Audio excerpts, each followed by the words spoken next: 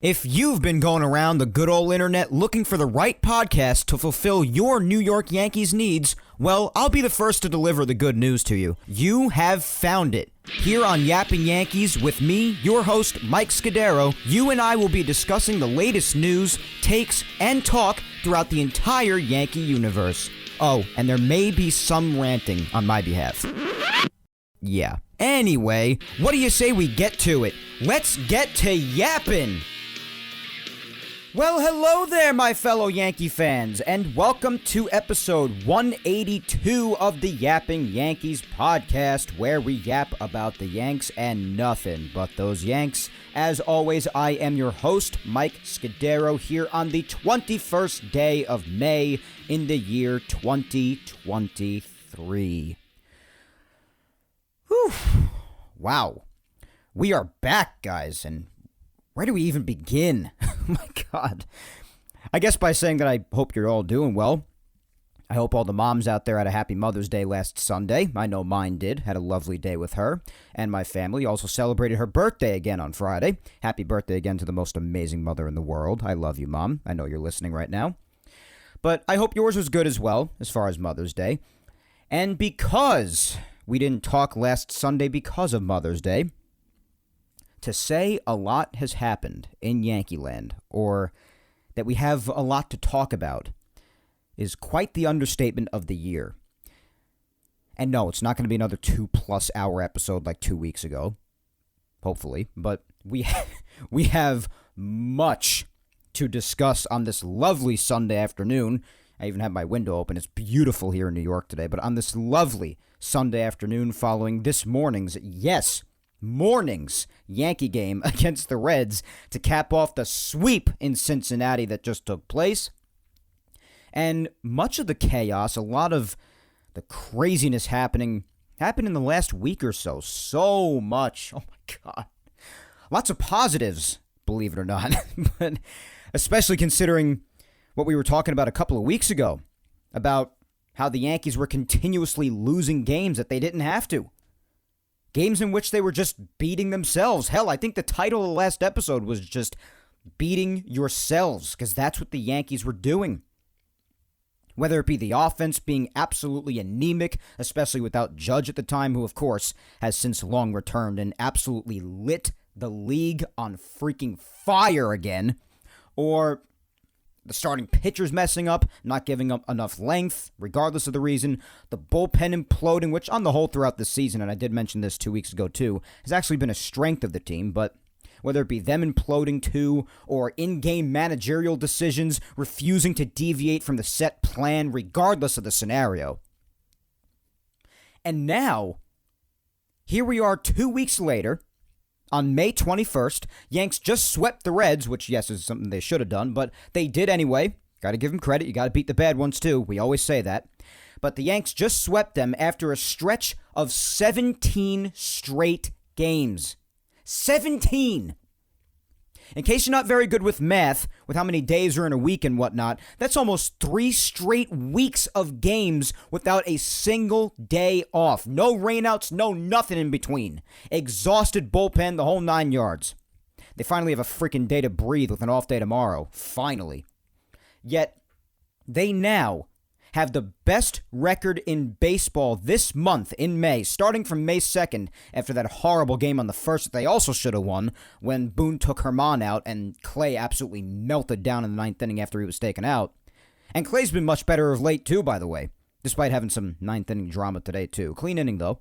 But anyways, best record in baseball since then. 14-5 since May 2nd. 14-5. Bader, Judge, back from injury. Sevy, back from injury today. So with all these things considered, are they back? Are the Yankees back? And there's plenty of reason to believe that they are. Correct buttons have just been being pushed lately, and that's part of the season too. Sometimes you make a move, it just goes horribly wrong, and sometimes you make a move, it turns out to be the right one. But the correct buttons certainly feel that they've been getting pushed lately. The offense is completely rejuvenated, especially since Bader and Judge's returns. They continue to get even more guys back with more on the way. not too far away from now, hopefully, like Severino. Bullpen's still doing their thing. Sevy being back helps the rotation. Bunch of roster moves to discuss, especially the one from yesterday. That's still on everyone's minds, and I still haven't even properly processed it yet, to be honest. The one that none of us ever thought would actually come to fruition. One that we all knew had to happen and is way overdue. But one that none of us actually ever thought would happen. And if it were to happen, not anytime soon, but it actually did happen.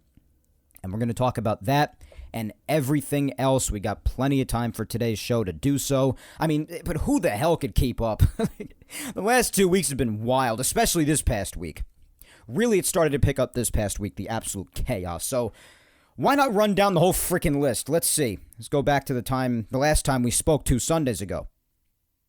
Before I also forget, I did want to mention, I also did end up going to that game when we spoke about 2 weeks ago. When I was like, I might go to the Saturday game against the Rays. I did go to that game last weekend on Saturday the 13th. And what a game it was. Down 6-0, and they freaking came back. The chaos of that game, it's really an embodiment of what has happened with this team in the month of May, with how they've continued to come back and in such gutsy fashion as well. The fight that they've had in games, even ones that they've lost. It's been a lot of fun. And in that game in particular, I have to say, I have seldom, and I've been to a lot of Yankee games, guys, in my 15 years plus as a fan, I have seldom experienced such a rapid change in such polar opposite emotions within that little amount of time. What an experience. From wanting to off myself being down 6-0 to going absolutely ballistic after Judge's go-ahead home run, which I caught on video, by the way, in live time, because I just had an itch that he was going to hit it. I just did. I mean, you know the feeling when you get when there's a moment in a game that's coming around and you just feel like something epic's about to happen, so only usually my fellow longtime baseball fans experience this. It's like a disturbance in the force for my fellow Star Wars nerds out there. But I had a severe case of that right before Judge hit his home run. And whenever that happens with us, what do? We get our phones out and we start recording. That's exactly what I did here. Next thing you know, and the Yanks lead after an epic comeback from a 6-0 deficit against Tampa. Tampa, no less. It was a lot of fun, epic stuff. I would literally let you hear the clip on here, on the podcast. But we try to keep Yapping Yankees clean. I even try to do the same thing on my social medias, as you know, with a very, very rare exception, once in a blue moon. I think I've actually let a curse on my Twitter account fly, I don't know, once, twice, maybe the most. And I've been on Twitter over 6 years now. So it never happens, basically. And I've never let a curse fly here on Yapping Yankees, but I did curse a lot in that video. So if you ever happen to see me at a Yankee game and you want to hear that crazy clip, I did post it on social media, actually. So just go back to the 13th and try to find the clip. It got a lot of attention on Twitter, so I'm sure you could find it.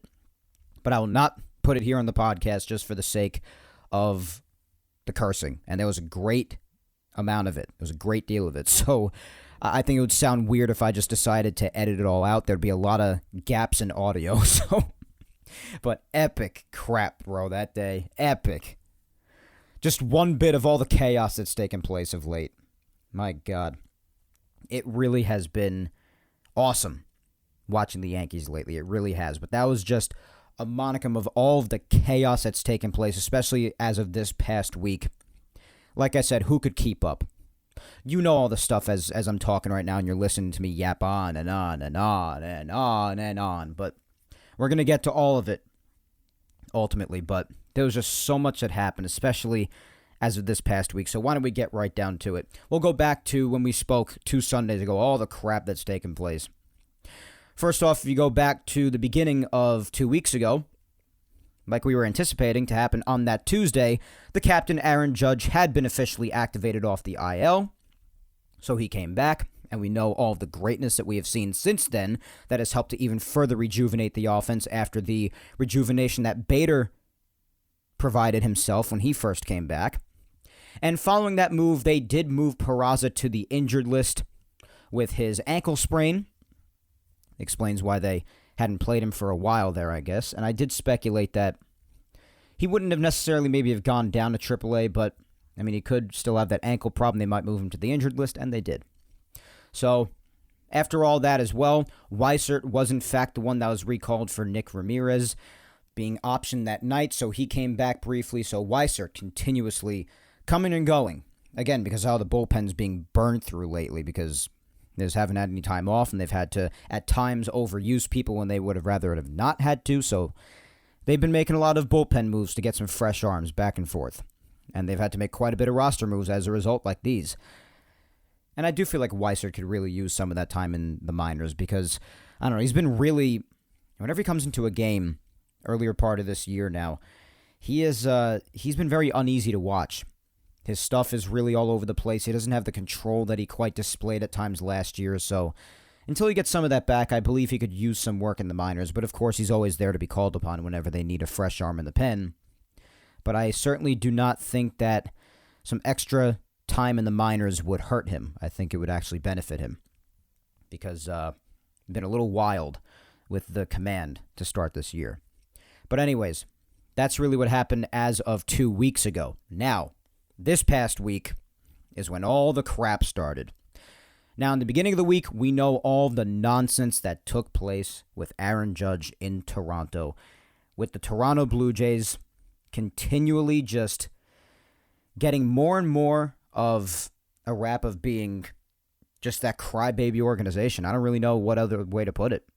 That's really what they've really turned out to be. Even more so in this Orioles series. I saw Manoah getting into it with Adam Frazier the other day. I mean, come on. It's really getting embarrassing how they're acting now.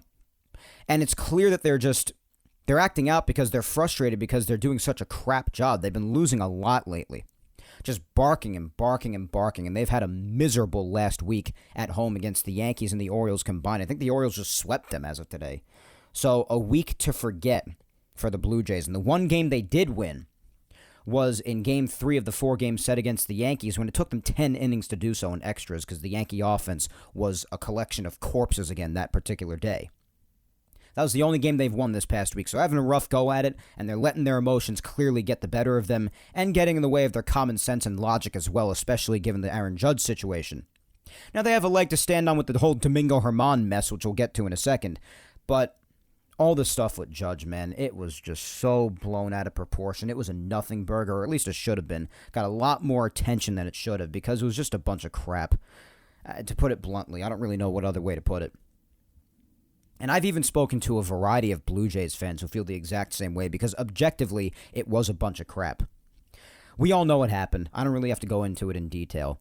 But really what happened with Aaron Judge was that in an at-bat on Monday night, he was at the plate and he was facing Blue Jays reliever Jay Jackson.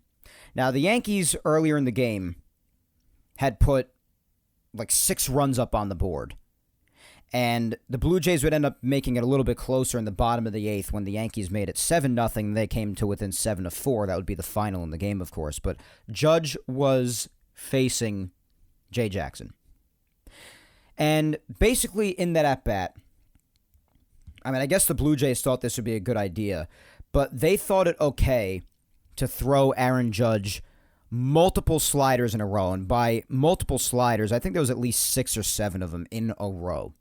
They were not changing the pitch selection whatsoever. And now Judge had already hit a home run earlier in the night in the top of the first to start scoring for the Yankees off of Alek Manoah, who has also been having a freaking horrible season, completely opposite to the season that he had last year. So that's also why I would say Manoah's been even more mouthy than he already was prior. But he is having a rough go at it. And his command was, again, all over the place in this game against the Yankees. He had a horrible game. It was 4 innings, 6 hits, 5 runs, 7 walks, and 3 strikeouts, giving up 2 home runs. Again, one of those 2 homers to Judge. So he had a brutal outing as his difficulty just continues, and continued even more so against the Orioles this weekend, obviously. So Judge was facing Jay Jackson. And the Blue Jays commentators noticed that Judge's eyes were darting to the right. When usually, obviously, the batter takes a look out to the pitcher, his eyes were darting to the right. And the Blue Jays commentators thought it to be strange. They mentioned it on the broadcast. I don't fault them for doing that. A lot of people went after the Blue Jays commentators, and yeah, one of them might have sounded like they were insinuating a bit that Judge could have been cheating or at least looking for signs somewhere in any way he possibly could, which, as long as it's not being done electronically like the Astros did, for instance, or the Red Sox did, for instance, or even how the Yankees were doing with that whole Apple Watch scheme like 7 or 8 years ago or whatever that crap was that they got fined for. But if someone's tipping pitches and the other side took notice to that and is relaying some sort of signs just with body language or what have you, that's perfectly legal. I just want to reinforce that to people who seem to have forgotten that amidst all of the sign-stealing drama that happened with the Astros and whatnot. That's legal. If it's being done on the field and people are relaying it with signs or whatnot, with their bodies or just tipping them off with their hands or whatever. If the pitcher's tipping their pitches, that's part of the game. That's been going on for well over 100 years. And people think that, maybe Judge would have been looking down at the first base coach for that, or maybe he was trying to look behind him because his eyes are really to the right. Maybe he could have been looking to see where the catcher was positioning behind him. I mean, who knows? It could have been really anything. Obviously, behind him was Alejandro Kirk. Maybe he was looking to see where he was positioned. I know a lot of players who do that routinely, outside of the major leagues even. It's part of the game, and it's not illegal. But honestly, when you're talking about in this particular instance, when it comes to Aaron Judge, and it led to him having cheater chants thrown his way the following night and whatnot, which is absolutely ridiculous.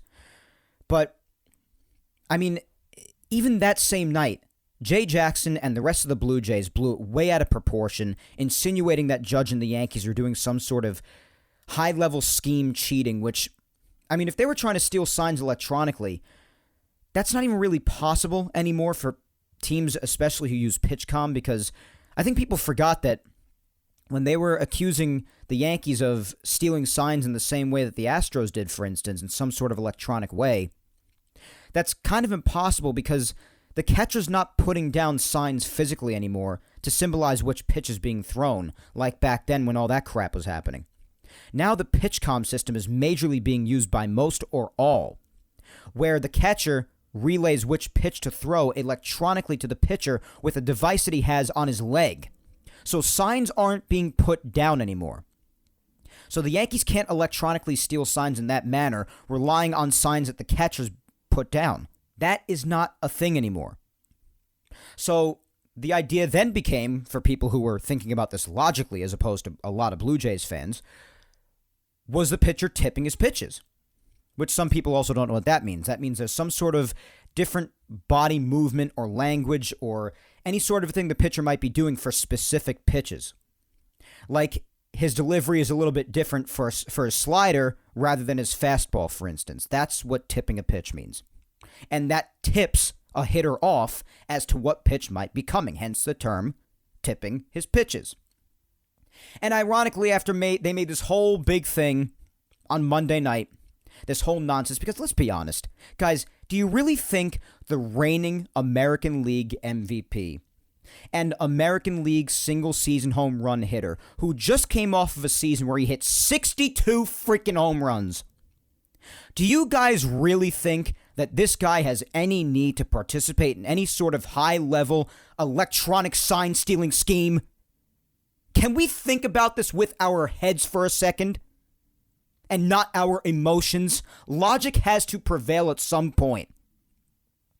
Even if you're on the opposing side and you're a bitter Blue Jays fan who just wants to rag on the Yankees and try to expose them for cheating in any way you can, congratulations, you got some content with Domingo Germán the next day, I guess. But especially in this sense with Aaron Judge, do you really think that's the truth?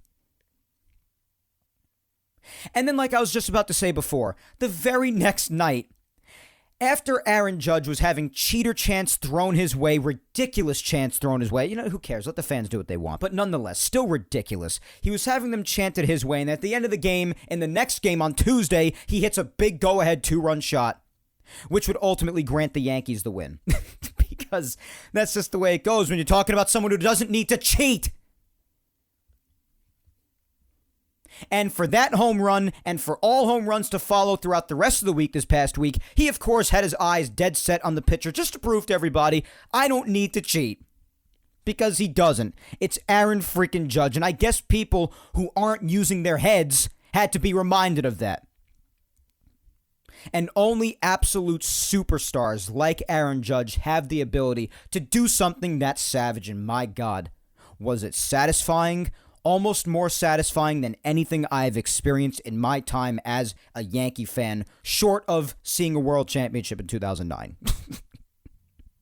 Obviously, there's some other things in there, but still, very satisfying in the moment. Because people just needed a reminder. They really needed that reminder.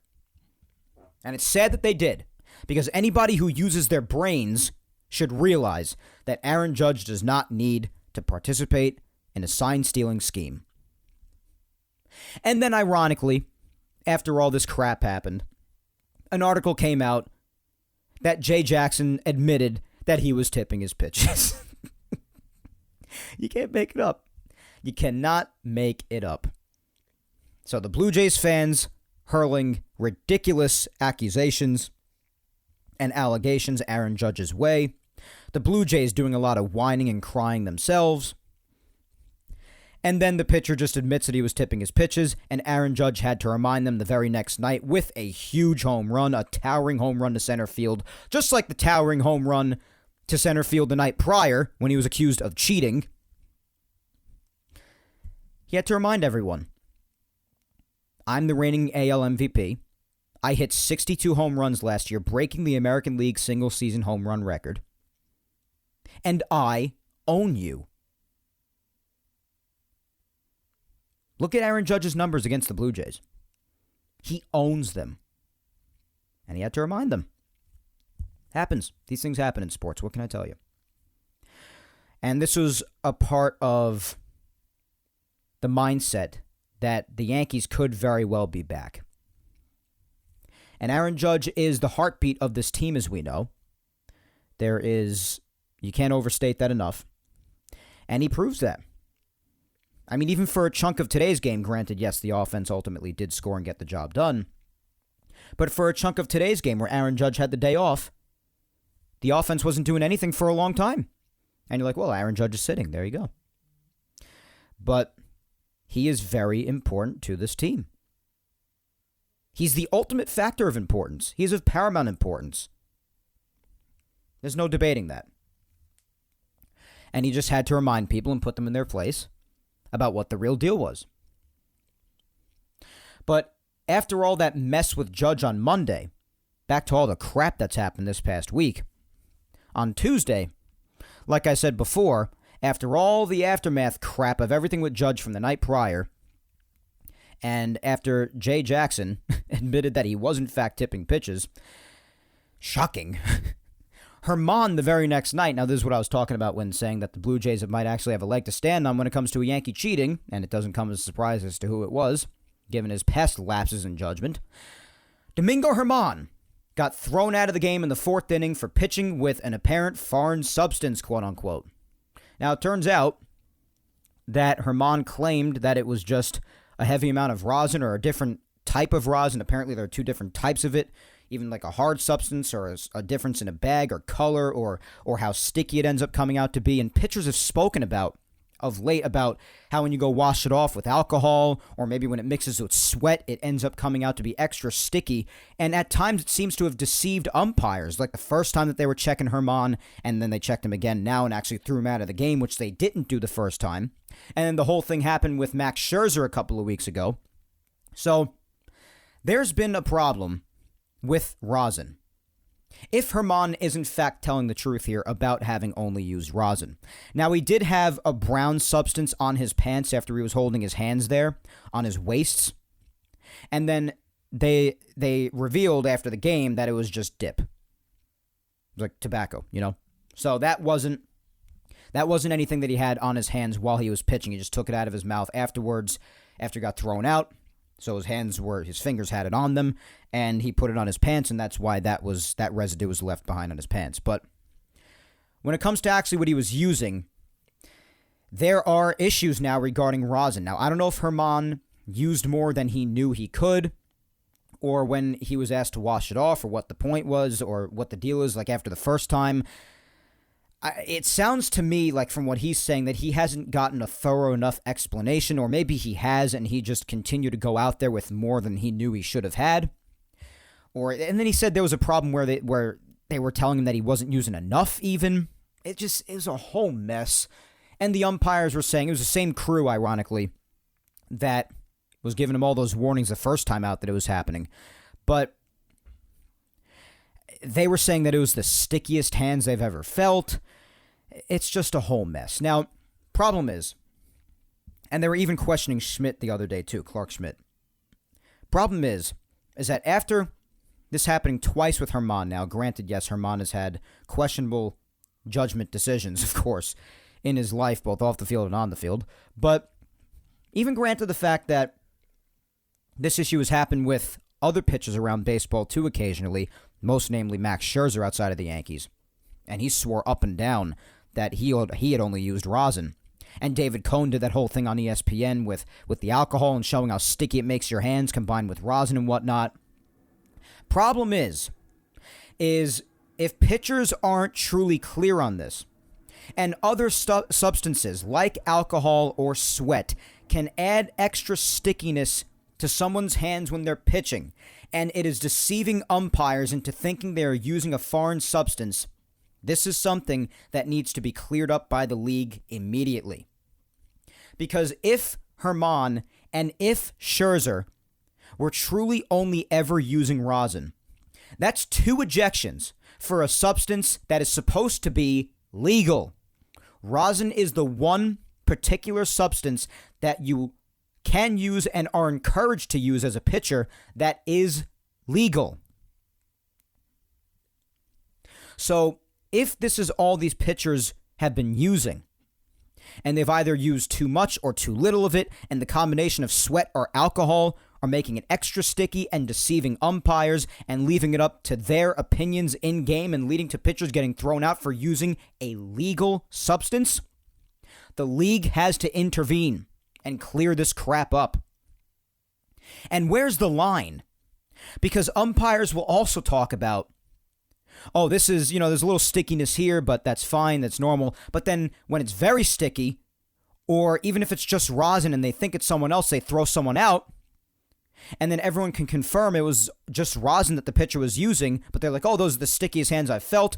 Usually, if it was a little less stickier, then I just tell them to wash it off and leave them in the game. Well, where's the line?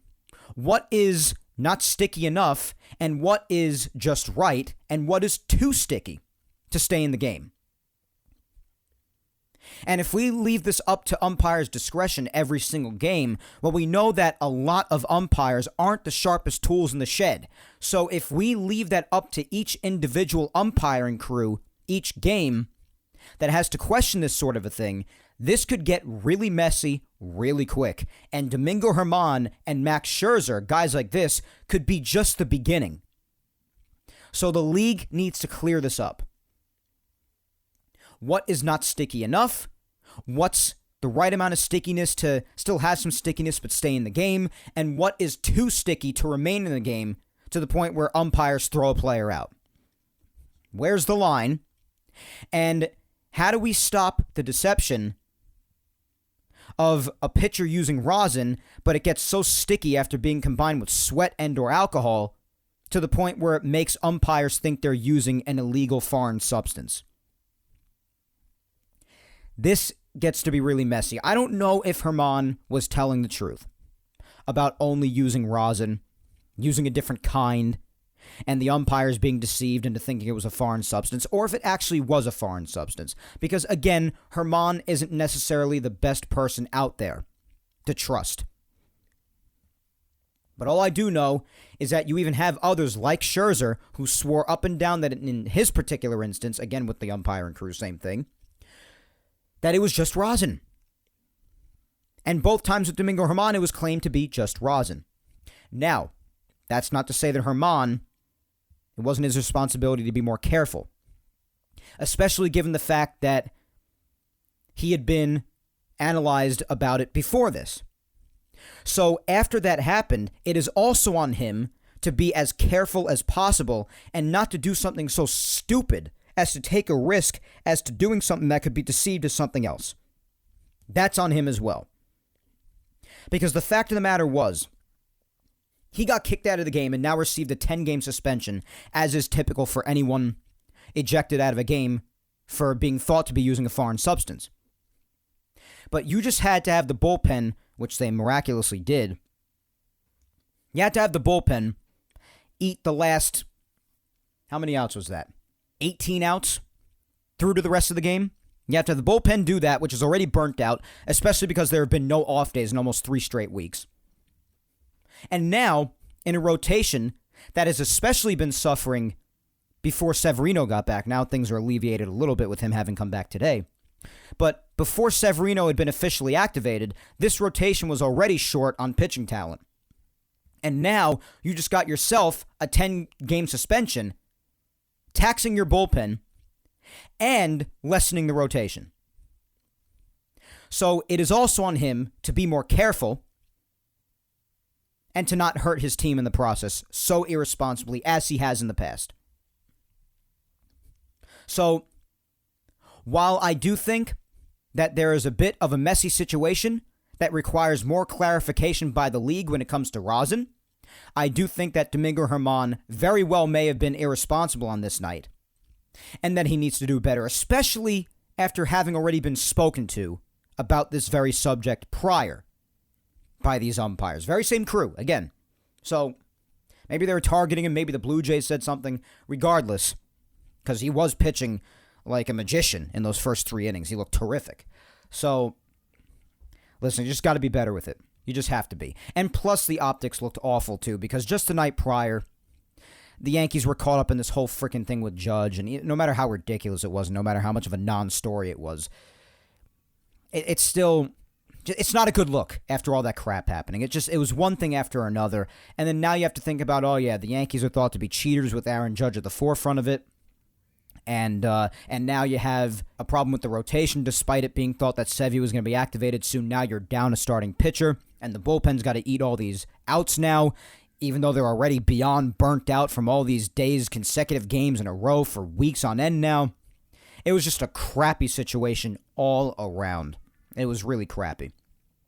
And then not long after that, Hamilton was pitching. Ian Hamilton came out. It was early in the game for him, not really usual. He had to come right in after the whole Germán mess, and yeah, a pitcher usually after something like that has all the time that they need to warm up because, I mean, they need to. It's hard to come into a game just cold like that. And he was looking iffy, as he had the night prior, and then he was all of a sudden taken out of the game. The trainer and Boone went out. He was taken out, and you saw the look on Boone's face. He looked like he wanted to jump off a bridge, understandably so, given all the injuries on this team, and now he had to deal with another. Because Hamilton left the game, and it was revealed afterwards that he left the game with a right groin strain, and he is now on the injured list, and from the time that he landed on it, they said he would be down for about 4 weeks. So the Yankees now in the bullpen, which again, they've had their nights like any bullpen does, but it has actually been a strength of this team on the whole this year. They're down another arm out there for probably at least until the middle-ish, late-ish part of June. And Hamilton's been really good out there. He's been a workhorse, and he's been waiting for so long to get his shot, and he's gotten it in the early part of this Yankee season. He's been a big, big option to go to in that bullpen, and now, unfortunately, he's got to spend some time on the injured list. So, you had all of that happening, all the aftermath with Judge from the night prior. Now you have Germán and this whole crap with the rosin. What was he doing? And what's the deal? The Yankees are, in fact, cheaters now after the optics from the night prior. Blah, blah, blah, blah, blah, blah, blah. And then you have Ian Hamilton getting hurt. It's just one thing after another. Like, what the hell is going on? This is all on the same night, last Tuesday. And then, at the end of the game, like I said, later on, I guess the Blue Jays didn't learn their lesson from the night prior when Jay Jackson, notorious pitch tipper now, threw Aaron Judge 6 or 7 consecutive sliders right down the middle, mind you. Doesn't really take much to have to know how to hit that thing, especially to the reigning AL MVP. I guess they didn't learn their lesson because they took a similar approach this time, despite his eyes being right on the pitcher this time. And Aaron Judge, iconically, again, this was the reminder that he is Aaron freaking Judge. Hits a ball to dead center again, a towering shot to put the Yankees back out in front. And ultimately, of course, the Yankees would win that game. So Judge with that go-ahead home run. Even IKF had a home run in this game. And he had himself a hell of a night overall, by the way. I got to give him his props. And I got to give IKF props overall. Now, listen to me really quick. I've been hard on IKF, especially last year when he was being forced to play every single day, and nonetheless being forced to play in a position that was not good for him, not well suited for. So, now that he's not doing that, and now that he's taken on more of a utility role, and happily so, he's been very vocal about that. He's happy to do whatever it takes to contribute to the team any way he can and help them win. And I appreciate that mentality. And I've compared that mentality to the mentality of somebody else I'm not particularly a big fan of, as we know, Mr. Aaron Hicks, who, like I mentioned before, with a big roster move happening, we will get to shortly. But IKF has the right mentality about something like this. And I got to give him his props, not just for this game, but lately. Obviously, throughout most of the month of April and even some of May, his offensive numbers have been abysmal. He's made his mistakes in the field in areas where he's not familiar with, particularly left field more than anything, if I had to say. Just has some difficulty with judgment, wondering which balls are his and which ones are not. Almost another very scary situation with Bader today in today's game in Cincinnati. Even after when he got kneed in the face by IKF in that scary no man's land ball in Yankee Stadium some time ago. So just has some inexperience in it, and it rears its head when he's in left field. Plays a decent center field, plays a solid third base. Obviously, that's where he won his Gold Glove years ago in 2020. But I got to give him his props. Not only has he been hitting a bit better lately, but, just for being willing to play anywhere and playing most positions that he is put fairly well. How he's embraced his role. He obviously doesn't have to hit all the time, but whenever he's out there of late, he seems to have fully, at this point in time, embraced his utility role. And yeah, $6 million, granted it's only 1 year, is a bit expensive for a utility role, but he seems to have embraced it. And he's not doing an awful job. So especially because of the last week that he had, this past week, I gotta give IKF props. I've been very hard on him. Despite, all of us knowing, we know what IKF is as a player. He's not a good hitter. Overall, he's really not that great. And just don't force him to play in positions that aren't good for him. Like, I would really start to lessen as much as possible how much you put him in left field because his judgment calls out there aren't great. I would keep him strictly to center field, right field if you must, I guess. He's looked okay out there in his few reps out there, I guess. And third base. Primarily center field and third base. I would keep him at those whenever you need him to just slide in there just as a utility guy or maybe even a pinch running appearance. He's embraced this role and he hasn't looked awful. That's all I'm trying to say. So in the moments, particularly in this past week, but in the moments where he's come through, I got to give IKF his props. I do. Because for a lot of players, it's not easy or maybe even for some impossible to embrace a utility role. It's hard for them to have to deal with it. But he has done it with open arms, a great attitude, and pretty efficiently. Especially, again, as of this past week. So I got to give him props. So again, Tuesday was absolute mayhem. Between the aftermath of what had happened on Monday night, and then with Herman, Hamilton, Judge hitting the big home run following all the crap, which silenced a lot of people. It was great to see. And even IKF having a home run. Crazy start to the Blue Jays series in Toronto.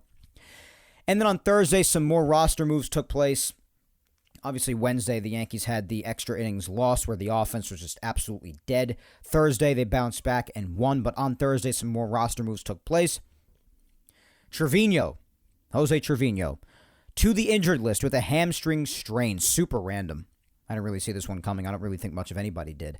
But that gave an opportunity to someone who turns out is not fictional after all. That's right. His genre has officially gone from fiction to nonfiction. Because we know that his rehab assignment, from all the injuries he continued to deal with in the earlier part of the season, had been going on. But not only had we still not really seen much photo evidence of him, especially as far as where he's involved with the Yankees, but this allowed this man to finally be revealed as non-fictional after all. Mr. Ben Rortvedt was called up. Holy crap! Yeah, that definitely deserves a holy crap from Frank Barone. Damn right. He was called up for the first time since the Donaldson and IKF Minnesota trade, dude. Holy crap indeed. Now, a lot of people seem to forget that there was a third aspect to that trade. A lot of people forget about that because he's never played before. Injury after injury after injury after injury after injury after injury after injury. How many times can you say after injury? Take a shot after every single time I said that, you'll be dead. Anyways, my God, finally back and reminding everyone that he was in fact a part of that trade. So he got the call up, and in the one game he's played so far, he's pretty good. Granted, it's one game, only a few at-bats, but made a hell of an impact. First impressions, right? Also, Tommy Kahnle commenced a single-A rehab assignment. We love that. It's further than he's ever gotten because otherwise he's had to stop with this whole bicep tendonitis problem just amidst throwing. Kept on having setbacks, got cortisone shots and whatnot, and they transferred him to the 60-day, so now he still can't even come back if he wanted to a certain amount of time until he can be reactivated. Woo!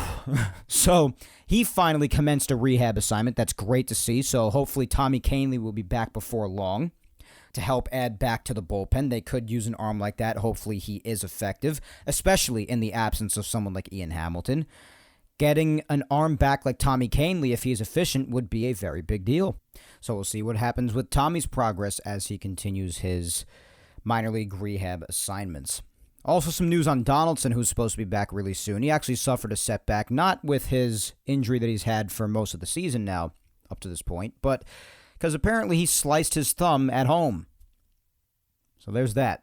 Donaldson still seems like he's not far from coming back, which I don't really care for. I really don't think this team needs him right now, especially not to interrupt what they've got going right now. I really like how DJ's been doing it third for the most part, and I just don't really think that they need the Donaldson vibes. I still don't think he's going to provide much offensively all that often. Sure, he'll give you some good defense down at third, like he did last year, but I don't know. I just don't think they need Donaldson. I don't see, especially with the Yankees doing as well as they're doing right now, with more reinforcements coming in the next few weeks, hopefully, but I just really don't see Donaldson's place on this team anymore.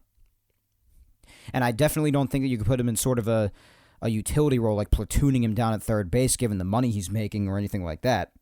And when he does come back, he's going to be out there, which is not what I want. I just don't think the Yankees need him to interrupt any of the goodness they've got going on right now. They're on a roll, and I don't think Donaldson will even really contribute much to that role if he is to come back, because I don't believe in him. And I've had a lot of people crap on me for that since the start of last year, since the trade was announced, but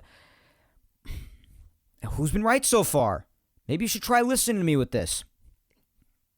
Because I had my concerns that he's only getting older when it came to that trade being made. You know it, I don't have to say it again, but I will for those who just seem to continuously forget that I've been right about this trade from day one. That I had concerns about him being an aging vet. He had injury problems in the past, and those problems have now reared their heads so far this year. And that I'm not quite sure that he could repeat what he did offensively the very year prior in 2021. And look what's happened. And now for the vast majority of this season so far, granted, yes, we're only about a quarter of the way through it, a little bit past that, he has barely played. I just don't think they need him. I really don't. But perhaps something they just did recently, perhaps, if he were to be in and not contribute for some time, maybe, just maybe, or maybe they wouldn't because it would be too much with the both of them, this happening to the both of them combined. But something that happened the other day, actually just yesterday, could it be that they wouldn't really throw this away, the possibility of this happening, of the same thing happening to Donaldson, which I really, again, wouldn't mind if this happened. But given what happened yesterday, is it completely out of the realm of possibility that they could, in fact, actually ultimately do this with Donaldson? Now, if Donaldson comes back and performs, which would be a pleasant surprise to me, then so be it. Whatever helps better the team. But if after a while passes, he's really not doing much besides some okay defense, could a move like this that the Yankees did yesterday actually make us see that it is within the realm of possibility, after all, that they could do the same with Donaldson? What I'm referring to is what the Yankees did with Aaron Hicks at long last yesterday. And that was DFA'ing him. So Aaron Hicks is finally gone. Obviously, if nobody's to pick him up, then I guess the Yankees could decide what to do with him at that point. If they would decide to take him back and just, I don't know, maybe stick him in the minors. I don't know what they would do. I really have no idea. But obviously, the fact of the matter remains that they are not in need of Hicks anymore. It does come, ironically, after he had actually been hitting decently in the last week. He'd actually picked it up a bit offensively. But I guess they picked that as a good time to officially do it. And it did come with another corresponding move from the day prior, when the Yankees did announce also it lit the community on fire, given what this guy actually surprisingly did for the team in 2021. Does the name Greg Allen sound familiar to anyone? Well, it turns out he was in the minor leagues with the Red Sox, and in a rare exchange between the Red Sox and the Yankees, the Yankees, acquired Greg Allen back in exchange for minor league right-handed pitcher Diego Hernandez and cash considerations. So, after Greg Allen, with no offensive expectations, came to the Yankees in 2021 and displayed some really good defense, some really good speed, and surprisingly to everyone, some decent offense. Obviously, the Yankees would end up losing him, but he is now back 2 years later. The legend, Greg Allen. He's finally back with the Yankees. They actually got him back from the Red Sox. And I imagine since they had done this the day prior to DFA'ing Hicks, and given what Aaron Boone said in one of his press conferences with the media, saying that he had known that the move of Greg Allen was happening for some time now, maybe that was discussion going on in the front office, that the Yankees for some time now have actually been just waiting to DFA him, and they've been waiting to pick someone else up like Greg Allen before doing so. So I guess the Yankees might have been planning this for long, and then it might have just coincidentally happened with the timing that it happened after Aaron Hicks had actually had a pretty decent week. That's just how timing works out sometimes. But nonetheless, Greg Allen is here. He has already made an impression in the last couple of days since being back with the team after trading with the Red Sox for him. And Aaron Hicks in exchange was DFA'd. This was a day, as I said, that I really never truly thought would happen. Never thought I never saw it coming. Because of the fact that he's owed money and contract through to 2025. And I just didn't think the Yankees would have the guts to actually do the right thing. And potentially even eat the money. And just put an end to this madness with Hicks already. Again, last week he was hitting well, but first sign of really solid hitting that we've seen in years. It was long overdue, guys. The one thing that I think is a bit hypocritical of Yankee fans, and I'm not going to fault anybody for wishing him well. I do wish Aaron Hicks well to a certain degree. The reason why I say certain degree and say that some Yankee fans are being hypocrites is because now, around social media, I happen to be seeing Yankee fans starting to take a kinder approach to Aaron Hicks. I guess because of the realization now that he's no longer with the team, so there's no real need to show any legitimate hostility towards him anymore. But nonetheless, I see a lot of people being very nice about the situation, and people saying finally that Aaron Hicks is gone, like myself. People are being crapped on for saying that. Let's not pretend that you yourself were not part of the crowd at Yankee Stadium relentlessly booing the guy for God knows how long, or calling for his head for God knows how long on social media, or maybe both. And now you're going after people for saying, thank God he's finally gone?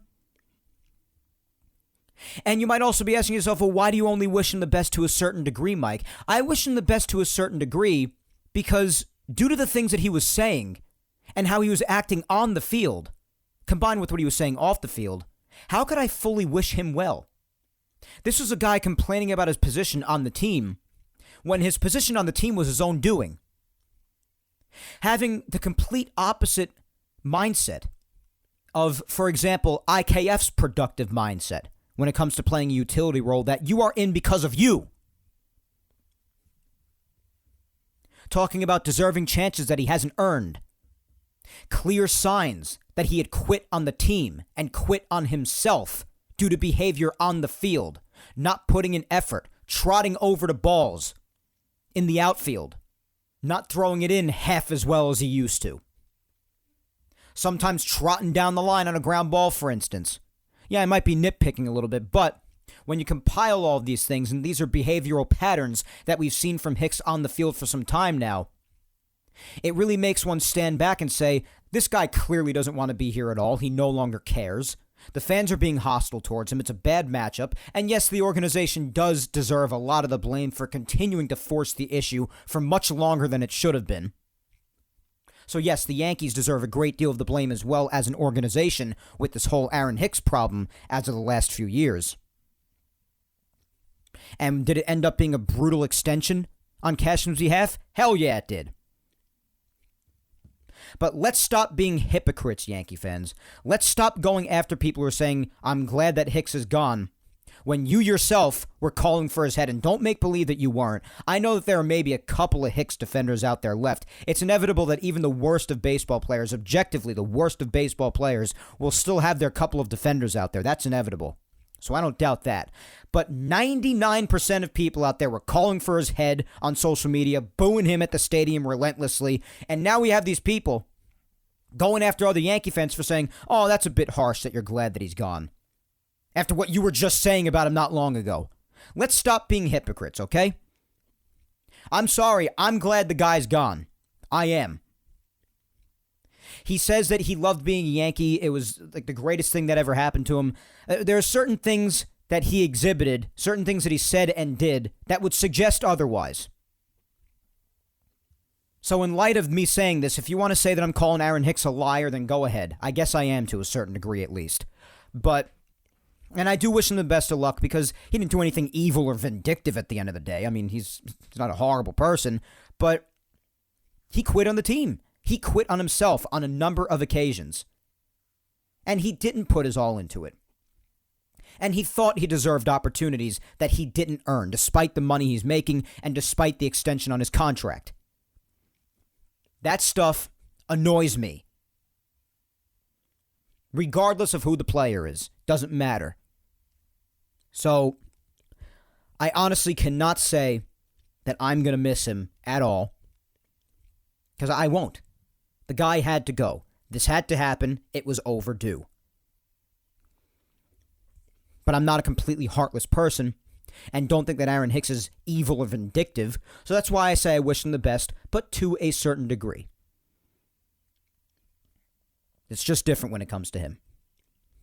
People going around saying, oh, there's the great memories, the diving catch in Minnesota, home run off Verlander in 2019 playoffs. Fine.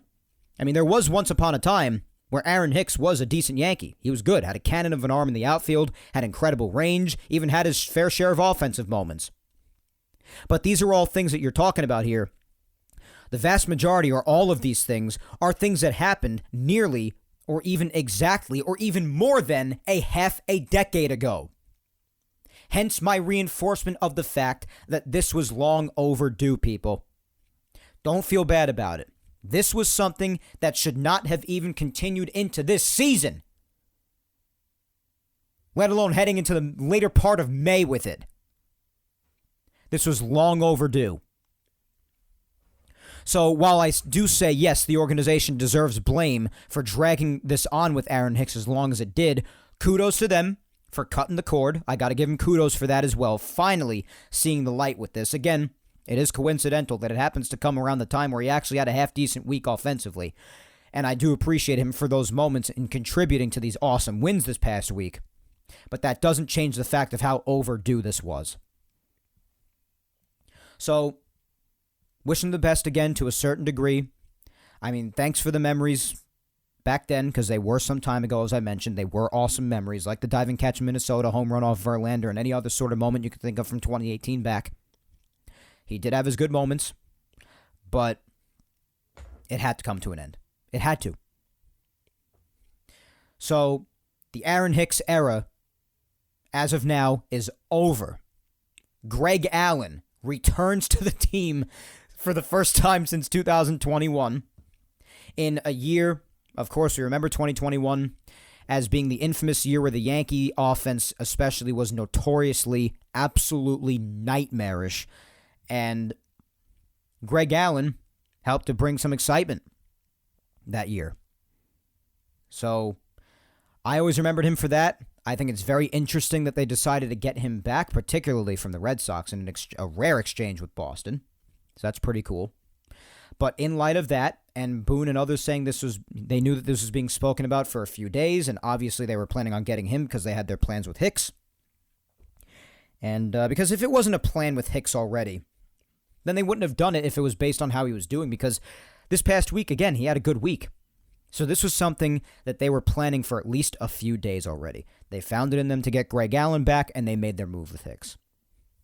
And like I said before, when I compared it with the Donaldson situation a little bit, maybe this also means, maybe the Yankees wouldn't put it beyond them to actually do the same with Donaldson. Now, again, it would be even more money that they would have to potentially eat, yes.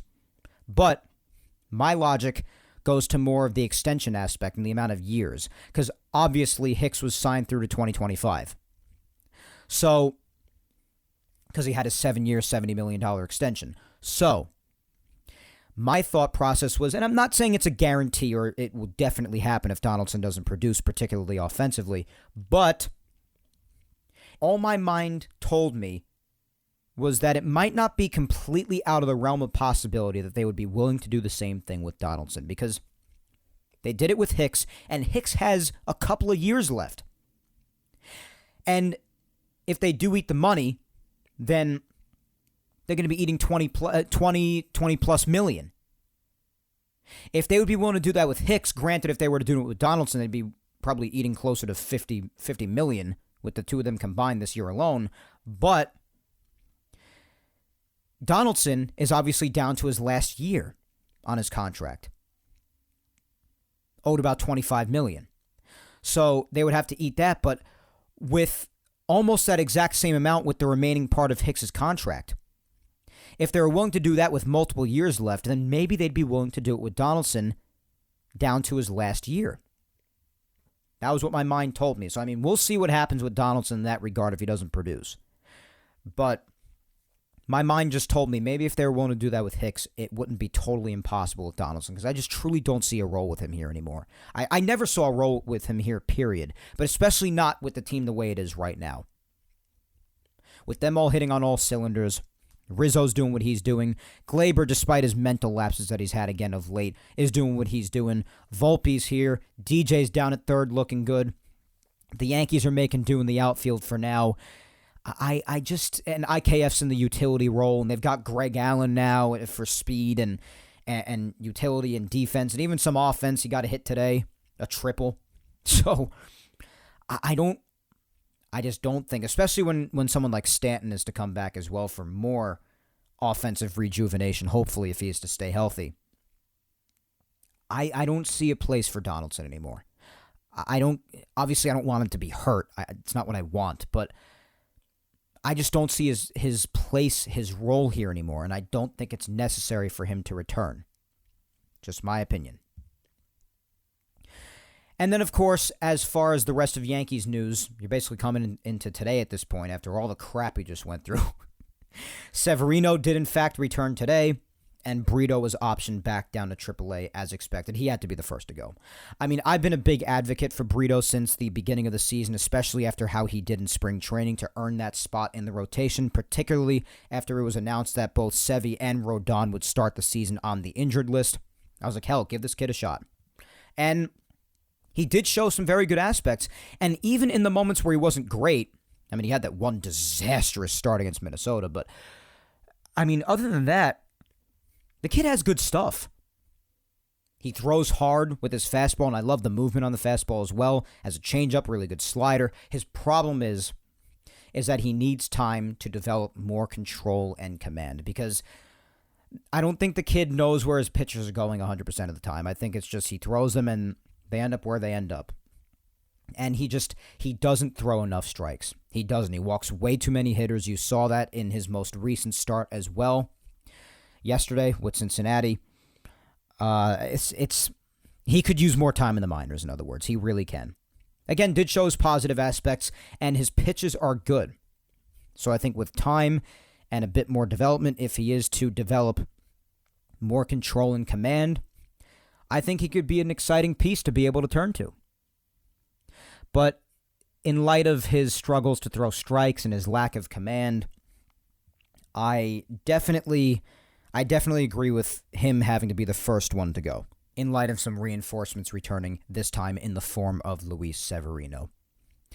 Now, some people have questioned what happens going forward when Germán is back from his suspension, what happens when and if Rodon comes back, if he ever pitches again in his freaking life, which, yes, that's an exaggeration. I'm sure he'll pitch again at some capacity. But if he ever is to come back, they're saying at the end of June, maybe the beginning of July.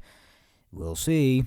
He's just been a big question mark, as I say. He's more of a question mark than just about anybody on the injured list right now. But, I mean, what happens when he comes back? Personally, when Germán comes back, I definitely think that, listen, because of his lapses in judgment, and if they prove that it was indeed a foreign substance, or he just wasn't being smart about what he was caught for in the Blue Jays game, if it was a different rosin, if he was warned about it and just wasn't responsible with it still, then I would consider what to do about him just on the team overall, because if that was also on his behalf partially a lapse in judgment, considering the dilemma the team had found itself in with lack of starting rotational depth and the bullpen being burnt out, and just the selfishness that would have to go in to making such an egregious mistake, given the state of the team, I would consider his status on the team overall. Some people said to cut him if it was him definitively using a foreign substance or just not being responsible. I can't really argue with those people. Problem is, of the three, of him, Brito, and Schmidt, Germán's the best one.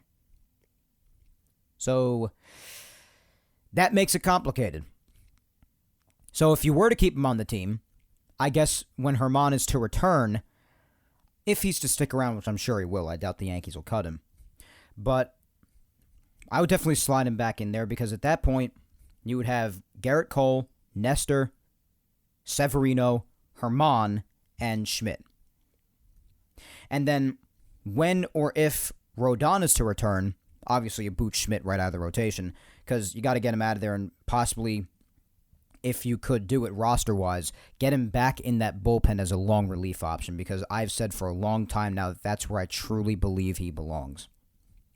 But when Germán is to return, then you're looking at a pretty solid rotation. I mean, yes, Nestor has had some starts that would suggest in the earlier part of this year, particularly of late, other than his most recent start, that he has regressed a bit. But, I mean, you kind of got to hope he figures out. He's part of the big pieces to the puzzle, no? You got to hope he figures it out. And if he does, then you got Cole, Nestor, Sevy, Germán as 1 through 4. It's not bad.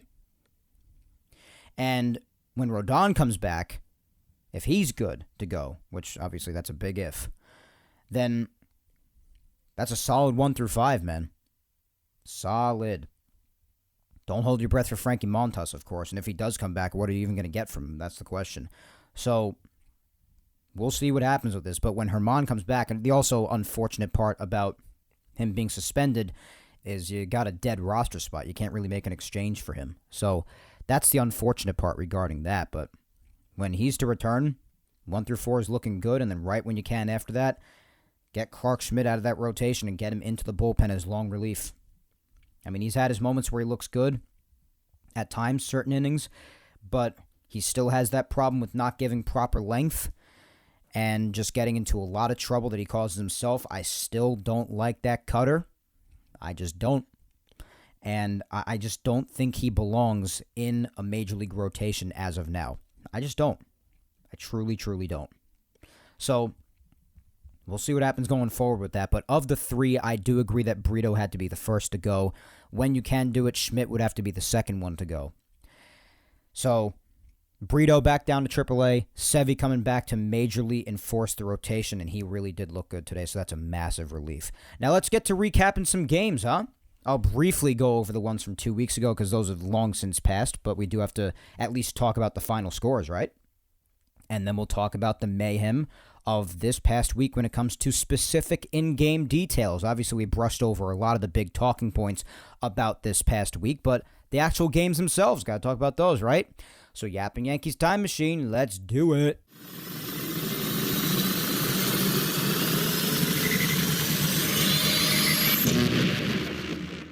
All right. Right after I played that sound effect, I just decided to go grab a bite to eat some of my mom's amazing fresh Sunday pasta with some sausage and meatballs. So I have done that. Now I'm back here nice and refreshed, nice and full. And let's get on to that weekly recap. So we go back to 2 Sundays ago, if you remember that tough loss to the Rays on that Sunday that really stunk. That game that really should just not have been a loss. And like I said, 2 weeks ago, when we last spoke, the Yankees were losing a lot of games that they shouldn't have, beating themselves, and this was one of them, having a 6-0 lead with Cole on the mound back last Sunday. We spoke about that and how disgusted I was 2 Sundays ago. Well, that continued, and then you realize where we are now, and, the ebbs and flows of a baseball season, man, they are real. But we already spoke about that game, so Monday the 8th against the A's, the Oakland Athletics came to town. And I said 2 weeks ago, the Yankees have just got to sweep them, especially after a tough loss like that in Tampa. Tough flight home probably after a loss like that. Just got to get right back on track and just sweep a horrible team in the A's. You got to take care of them. Fortunately, they did. The first night, the Yankees threw out to start Nestor Cortez, 5 innings, 6 hits, 2 runs, 4 strikeouts, 2 walks. An okay start for Nestor. But he would not get the win on the day. Actually, who would get the win after that was Ron Marinaccio after pitching a shutout inning in the 6th, and that was when the Yankees would jump back out in front after Nestor allowed the A's to tie the game at 2, so that's why Marinaccio got the win for the day. Hamilton a scoreless inning after him, and then Nick Ramirez a scoreless 2 frames after that. The Yankees actually faced former Yankee J.P. Sears. And as far as the scoring went, Oswaldo Cabrera, 2-run shot in the bottom of the 5th, got the Yankees on the board 2-0. And then later on in the bottom of the 6th, Gleyber Torres, solo shot, gave the Yankees the lead, 3-2. DJ put them more out in front after that with his 4th of the year 2-run shot to left center field, driving Rizzo home, made it 5-2. And in the bottom of the 7th, to get them some extra insurance, some extra padding there with their lead, Aaron Hicks, his first home run of the year, finally. Only took until beginning mid-May to hit a home run. So that made it 7-2, and this is what I was talking about, particularly with the last week in general, but this even started going back 2 weeks ago, arguably. He actually started to hit a little bit. So this 2-run shot gave the Yankees their 7-2 lead, and that would be the final that day. Good way to start the series. Tuesday the 9th. Against the A's. The Yankees threw Clark Schmidt out there, and Clark Schmidt himself a decent start. 6 innings, actually gave some decent length. 5 hits, 2 runs, 2 walks, 7 strikeouts, so not bad at all. Yankees did give up a total of 5 runs total. Abreu gave 1 up, and Weissert gave up 2. Again, Weissert's been a bit shaky to start the season. As far as scoring, the Yankees put 11 runs up on the board. They did fall behind 1-0 earlier in the game. But then Aaron Judge, on his first night back, this was the night that he returned, obviously, like we talked about on Tuesday, the 9th. On a fielder's choice, he was able to drive Trevino home to tie the game at 1. Anthony Rizzo gave them a 2-1 lead on an RBI single, and Gleyber Torres got an RBI single himself, as well as Harrison Bader, respectively, to give them a 3-1 lead and then a 4-1 lead. And then Jake Bauers with the sacrifice fly made it 5-1. So the Yankees, after falling behind 1-0, the next inning in the bottom of the third just went right out ahead of them. And then when they had a 5-2 lead in the bottom of the fifth, Gleyber Torres with another home run, his sixth of the year, 2-run shot, 7-2. And then when they had a 7-3 lead, Jake Bauers with his second home run of the year with the Yankees since he came up, driving home Bader, made it 9-3. And the A's would tack on two more, but with Jordan Diaz hitting his third home run of the night. He had a good night that night, Diaz, for the A's. And that made it 9-5, and the Yankees added on a little bit more after that, made it 10-5 on a Judge sacrifice fly, and that was the final. So a lot of scoring on Tuesday night, the 9th. Yankees win 10-5 after Diaz had himself a hell of a night for the A's, but not enough to beat the Yankees. And then Wednesday was a very nice victory. The Yankees won 11-3 to complete the sweep. Johnny Brito pitched. Didn't do great, didn't do horrendously. 4 1/3, so not given much length. Still 2 walks, 5 hits, 2 runs, and just 3 strikeouts. So an start for him, I guess. Cordero came in after him. He would get the win on the day. Cordero's been really solid out of the bullpen, I gotta say. An inning and 2/3 scoreless. And then Davy Garcia back with the team. He got his first save because despite the Yankees having a big lead come the end of the game, he did pitch the final 3 innings, only giving up 1 run on a solo shot, so he did earn the save. His first save of the year, obviously. So, Yankee pitching, not too many guys. It's what you like to see, especially amidst a long stretch where the bullpen is being burnt out. Gleyber Torres' sac fly got them on the board in the bottom of the first, and then a Harrison Bader 3-run shot to follow made it 4-0. And then after the A's crept a little closer, making it 4-2 in the top of the second, bottom of the fifth, the Yankees jumped out even more. Anthony Rizzo, RBI single, made it 5-2. DJ, 2-run shot, his 5th home run of the year, made it 7-2. And then Anthony Volpe with his first career grand salame for the Italian kid from Jersey, Anthony Volpe. 4th home run of the year at the time. Such a big home run for him. Obviously, first career grand slam is huge. I was so hyped for the kid. Made it 11-2, and obviously the Yankees, they were going to win the game, of course. The final would end up being 11-3. And then Tampa Bay came to town, and Thursday started the only game in which, throughout all the games the Yankees and the Rays have played against each other this year, so far it's 7 as of last weekend, only one game was not decided by 1 run. The rest of the 6 was only decided by a run, despite all the chaos that's taken place in most of their head-to-head matchups this year so far in the young 2023 season. All of the games but 1 have been decided by just 1 run. It's crazy, right? That goes to show what I was saying after the series against Tampa prior in Tropicana Field the last time we spoke. While Tampa certainly I do feel is the better team still, as of right now, it is very close to being even. I don't think they're that much better than the Yankees. And the Yankees have shown some great fight against them this year. And the Yankees also have lost a lot of games that they shouldn't have. And some of those losses were against Tampa. There were plenty of games that they very well could have won, but didn't. So, despite how the records are, and definitely how the records started off more so, I don't think it's as far apart between the teams as some people may think. I said that 2 weeks ago, and I said even more so now, despite it just being a split at Yankee Stadium last weekend, but it's just how I feel between the two teams. But Thursday was the only day, really, when it was just really far apart, and it was really obvious who was going to win the game.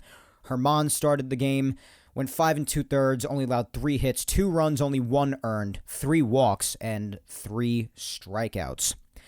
And one of the runs wasn't earned because of an Anthony Rizzo error down at first base in the top of the 5th, and then that run would end up scoring on a Yandy Diaz RBI double in the 5th. So that was why one of the runs for Herman was not earned. But otherwise, after that, Josh Lowe in the top of the 6th would end up having a bases-clearing double. 3-run double made it 4-0 Tampa after in the top of the 5th. Yandy Diaz made it 1-0 after the Rizzo error. And then in the top of the 7th, to make it 5-0, Taylor Walls hit an RBI double. Top of the eighth, Josh Lowe again, 2-run shot, made it 7-0. And then Isaac Paredes, who was making his mark last year, starting to, and now this year just continues to. RBI double made it 8-0, and then the only runs the Yankees could tack on was when they were down 8-0 in the bottom of the ninth, and Glaber got a 2-run single, and the final was 8-2. So a game that the Yankees would very much like to forget. Fortunately, the next day they would bounce back with a W, Friday the 12th. Out there on the mound for the Yankees to start was Garrett Cole. He went 5 innings, allowed 5 hits, 2 runs, 2 walks, and 4 strikeouts. And this was a very even game between the two teams. Really exciting stuff. It started off in the top of the first with Arozarena hitting his 10th home run of the year. A solo shot made it 1-0. Yankees bounced right back in the bottom half with an Anthony Rizzo solo shot, his 7th of the year, tied the game at 1. And then in the top of the second, battle of the solo shots. Rays again, Jose Siri, solo shot made it 2-1.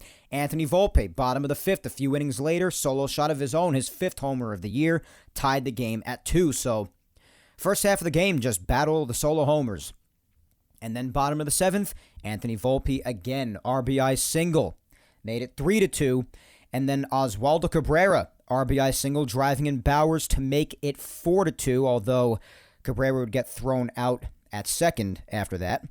So that did make it 4-2 nonetheless. So the Yankees did grab the lead. Top of the 8th with a 2-run lead. And this one was tough, especially considering who was on the mound. Michael King, one of the better relievers the Yankees have, of course. Josh Lowe, after doing all the damage he did in the first game, hit a go-ahead 3-run shot to make it 5-4 Rays. So especially after the blowout the night prior, Yankees were looking pretty good, had a couple of big hits from Oswaldo and Volpe in the prior inning, and then Josh Lowe just tries to break their backs on this one, 5-4 Rays. Then in the bottom of the 8th, fortunately the Yankees did not go down without a fight. Another classic, really close, intense Yankees-Rays game. Anthony Rizzo comes up again, another home run. Second one of the night after his solo shot earlier in the night to tie the game at 1. This one, a go-ahead 2-run shot, driving home his best friend Aaron Judge alongside himself, making it 6-5 Yankees. And then, of course, in the top of the 9th, Wandy Peralta would close it out, get the save. Holmes got the W on the night, finishing off the 8th inning for King afterwards, and the Yankees would win a thriller 6-5. Saturday, the game that I went to, this one was freaking crazy. Like I said, they were down 6-0, and Nestor Cortez has started the game and started off okay. You know, throughout up until the 5th inning, he had only allowed that 1 run in the top of the second on a Taylor Walls RBI single, so I was like, it's not bad. But then it just melted down in the 5th for him. Allowed 5 more runs. All of the runs that he gave up on the afternoon were earned. 6 runs, so really spiked his ERA. 2 walks, only 3 strikeouts, 7 hits. Not a good start ultimately for Nestor. Even though the 5th inning was really his only awful inning, it did not make his final line look good at all. So they were down 6-0, but fortunately, the Yankees bounced right back almost immediately right after that, after they went up 5-0 on a Yandy Diaz grand slam, and then 6-0 on a Randy Arozarena RBI single that originally looked like an inning-ending ground out to DJ, but was overturned to be an RBI single, just demoralizing everybody on the field and in the seats, including myself, even more. But then, fortunately, in the bottom of the 5th, the Yankees started their crawl back. Kyle Higashioka continuing to show his pop. 3rd home run of the year, 2-run shot, made it 6-2. And then Aaron Judge with his first of another multi-home run game for him as he continues to pile up on those as well. His 7th homer of the year, 2-run shot, made it 6-4. And at this point, I'm thinking, could they really do it? My God, can you imagine? Then Anthony Volpe creates a run all on his own because he reaches first base, steals second, steals third, and then scores in a wild pitch by Ryan Thompson. So he creates a run all on his own, making it 6-5 Rays now. And then this was the one that I got on video. Aaron Judge's go-ahead 2-run shot, 8th home run of the year, driving Glaber home.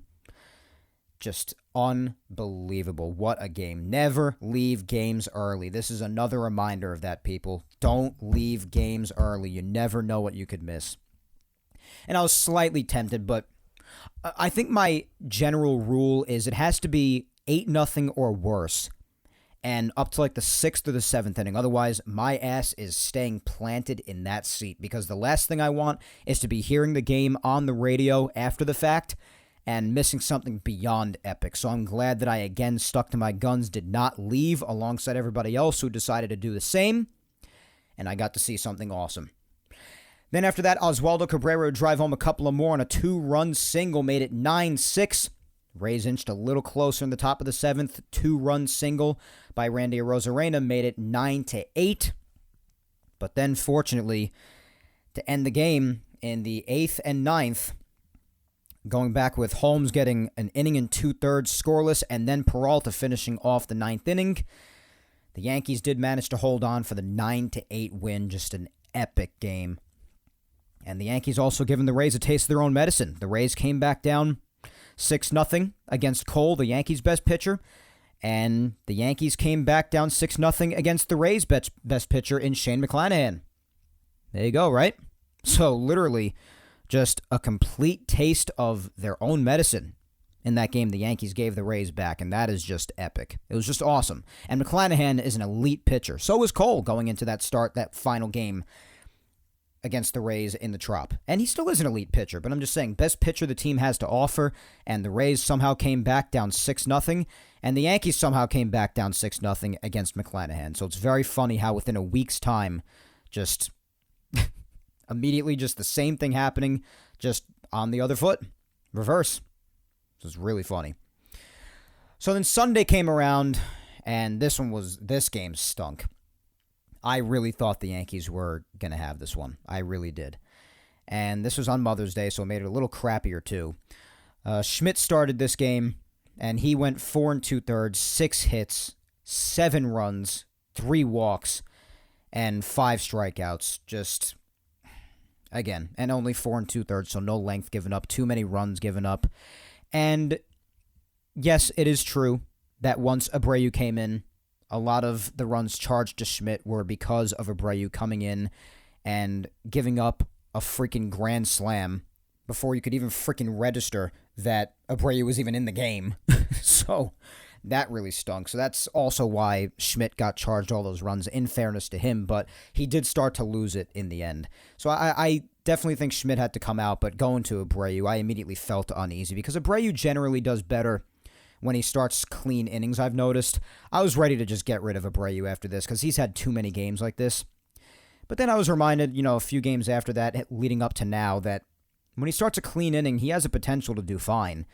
I still don't trust him because I just feel like he just lacks command a lot of the time, and the only reason the Yankees are really fascinated by him is because of how hard he throws. And I still think that to a degree. But just try giving the guy clean innings, because every time he comes into a mess or inherits a mess, he seldom gets out of it, and this time it was just a disaster. But yeah, so it was just a mess, and the Yankees unfortunately would end up losing. But all the scoring that went down, Brandon Lau got them on the board first. Did the Rays RBI ground up, made it 1-0, and then Isaac Paredes made it 2-0 on an RBI single in the top of the 3rd, and then Lau again on a sacrifice fly made it 3-0. Oswaldo Cabrera pushed the Yankees a little bit closer. He actually started to look really good finally, a little semblance of his 2022 self, because we all know how dreadful, for the most part, Cabrera has been to start this season, unfortunately. Inched them a little closer here with a 2-run shot, his 3rd of the year, made it 3-2.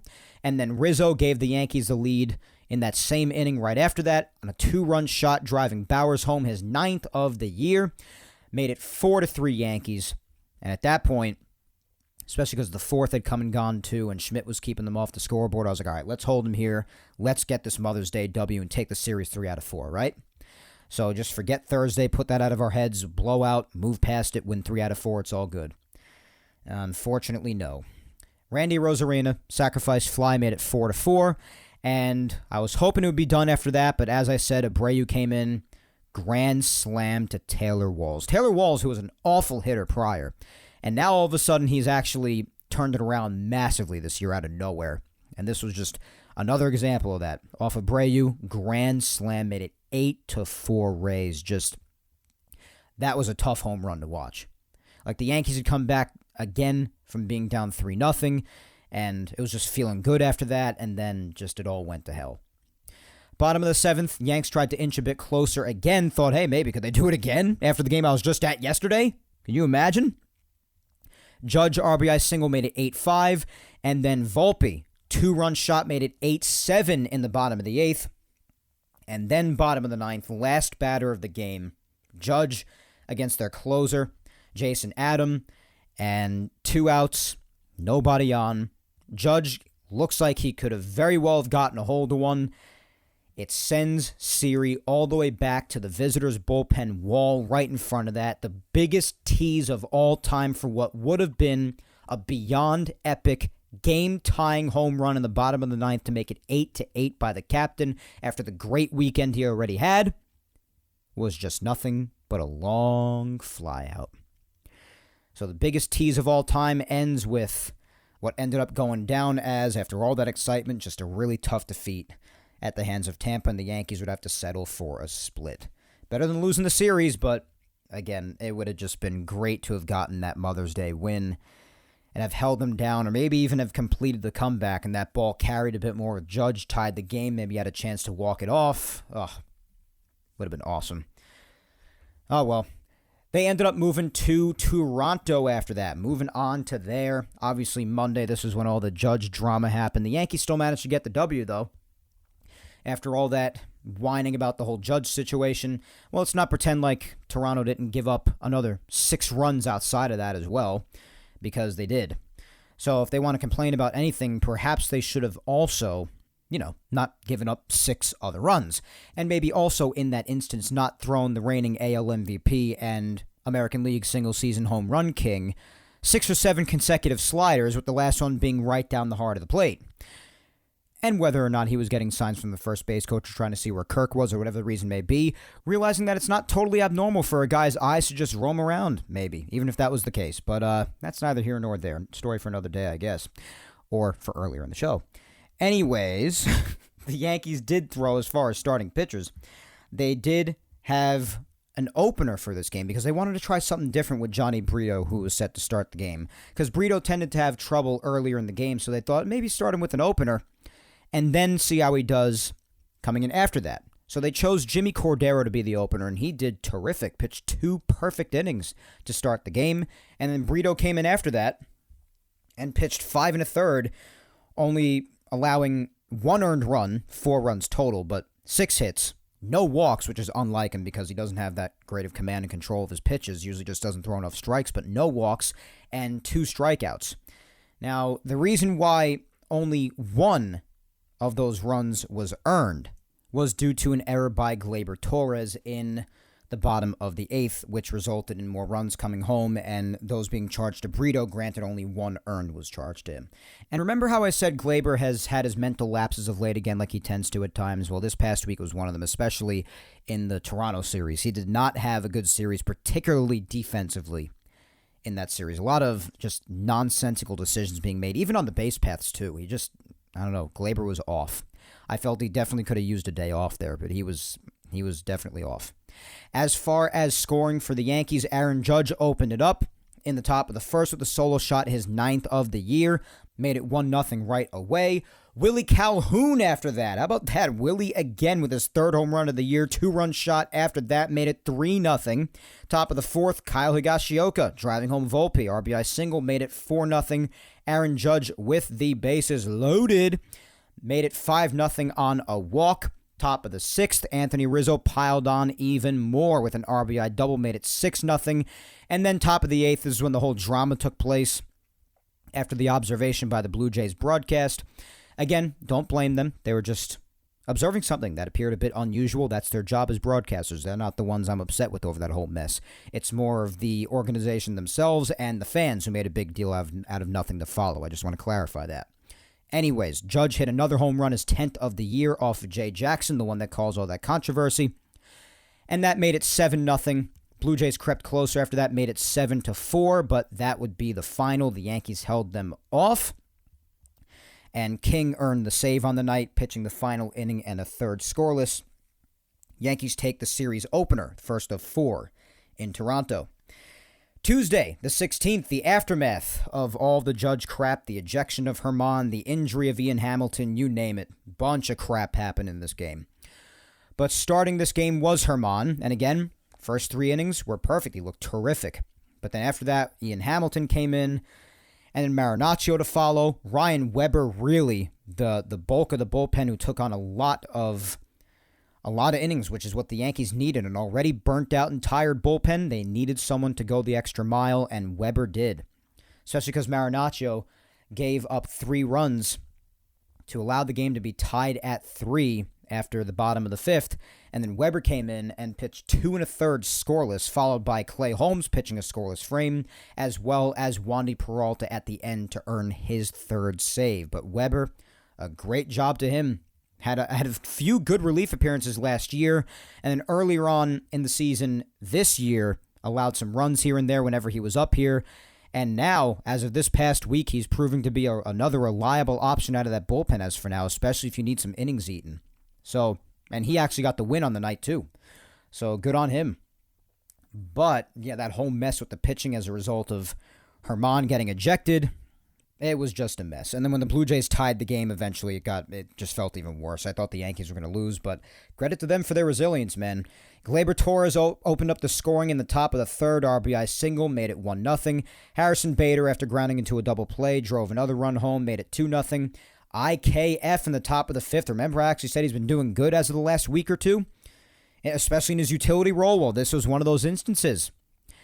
And believe it or not, to make matters even more impressive, this was off of Kevin Gossman. So he hit a solo shot the other way to right field, his first of the year. Even IKF hitting a home run, like I said earlier. Made it 3-0. And the Blue Jays crept closer off Marinaccio. He did not have a good inning. And he's had a few shaky outings lately, but he's also had some good ones sprinkled into there. So Kevin Kiermaier got the Blue Jays on the board, solo shot 3-1. Bo Bichette RBI double, and then Vlad Guerrero Jr. with a game-tying RBI single tied the game at 3, and it stayed that way from the 5th all the way to the 8th, when, with Aaron Hicks on base, Aaron Judge found himself at the plate being met with and showered with cheater chants from the Blue Jays fans. And what does he do?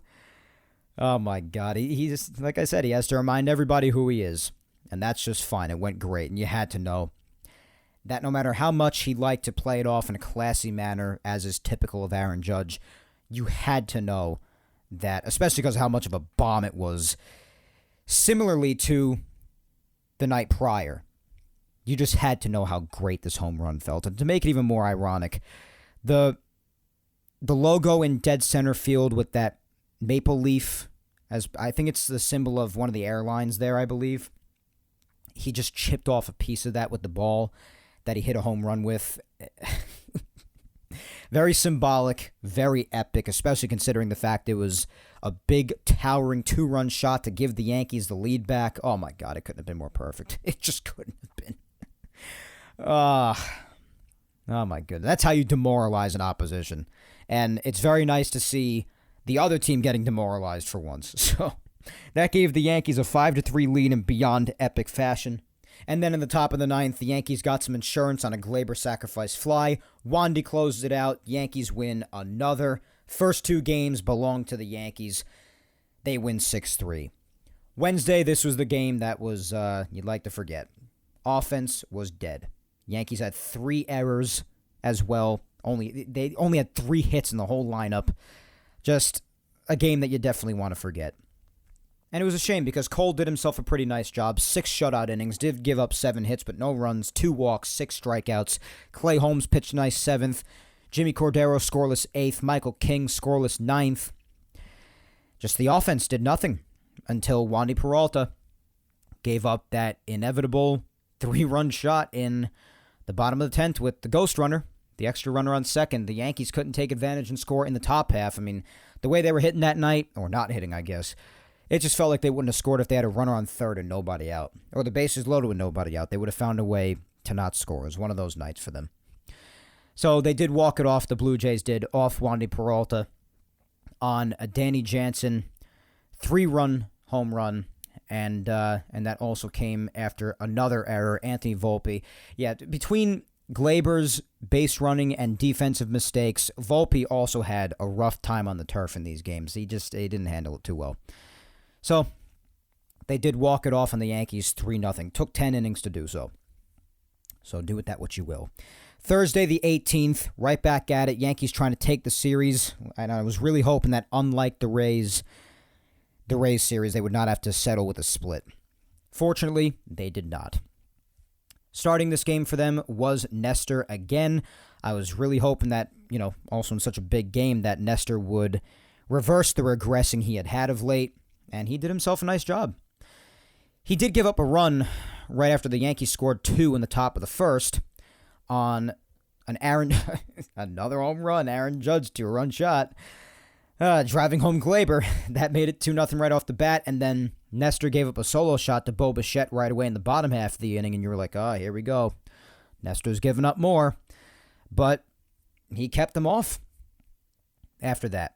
That was all that he himself gave up. He did get another run charged to him because he walked Whit Merrifield in the bottom of the 7th, and then he would come home to score against Ryan Weber, who was on the mound. So that's why that run was ultimately charged to Nestor, because Whit came home on a Vlad Guerrero Jr. sac fly. But other than that, a nice bounce-back start for Nestor.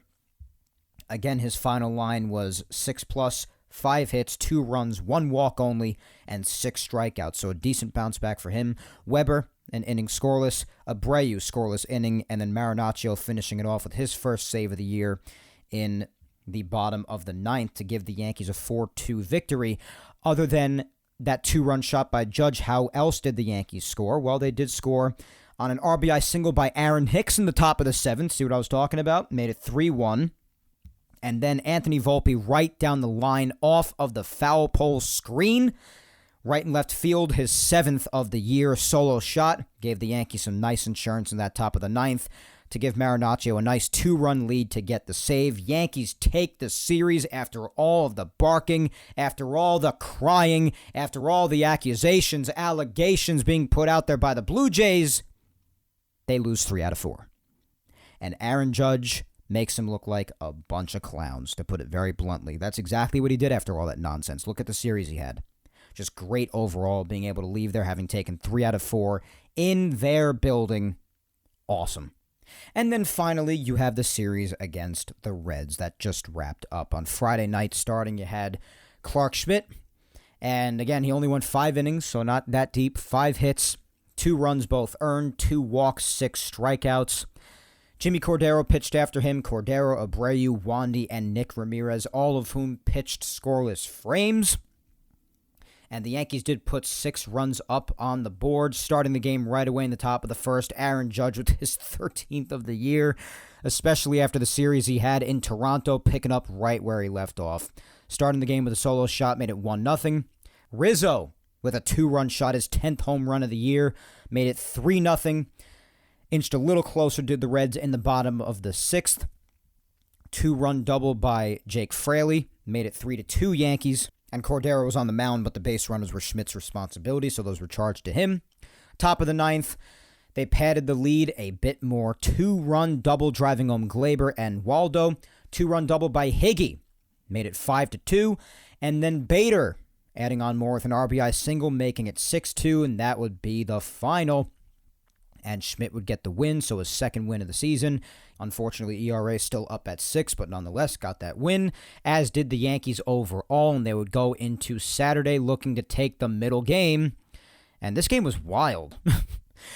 Starting it was Brito. He only went 4 innings, allowed 4 hits, 4 runs, 4 walks, and he did strike out quite a bit, especially for just 4 innings. Struck out 6 guys, but again, the 4 walks, all the hits given up, the runs.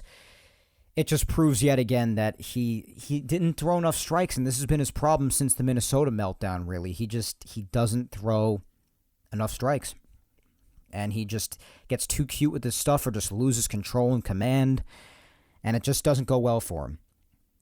So Cincinnati did start off the scoring against him right away in the bottom of the first on a Jake Fraley RBI single. Yankees did come back on an Aaron Judge RBI single right away in the top of the 3rd to tie the game at 1, but then Brito let things get out of hand a bit in the bottom of the 3rd and 4th, giving up an RBI single to Spencer Steer in the bottom of the 3rd, and then a 2-run shot to the 9-hitting catcher, Luke Maile. That made it 4-1. I was like, oh my God, that's bad. So that would be all that he pitched. But then the Yankees again answered back right away. This is what I'm talking about, the fight that they showed, not just in the Tampa series or even the Blue Jays series in the face of adversity, but even in this series, in this game, down 4-1, answer right back.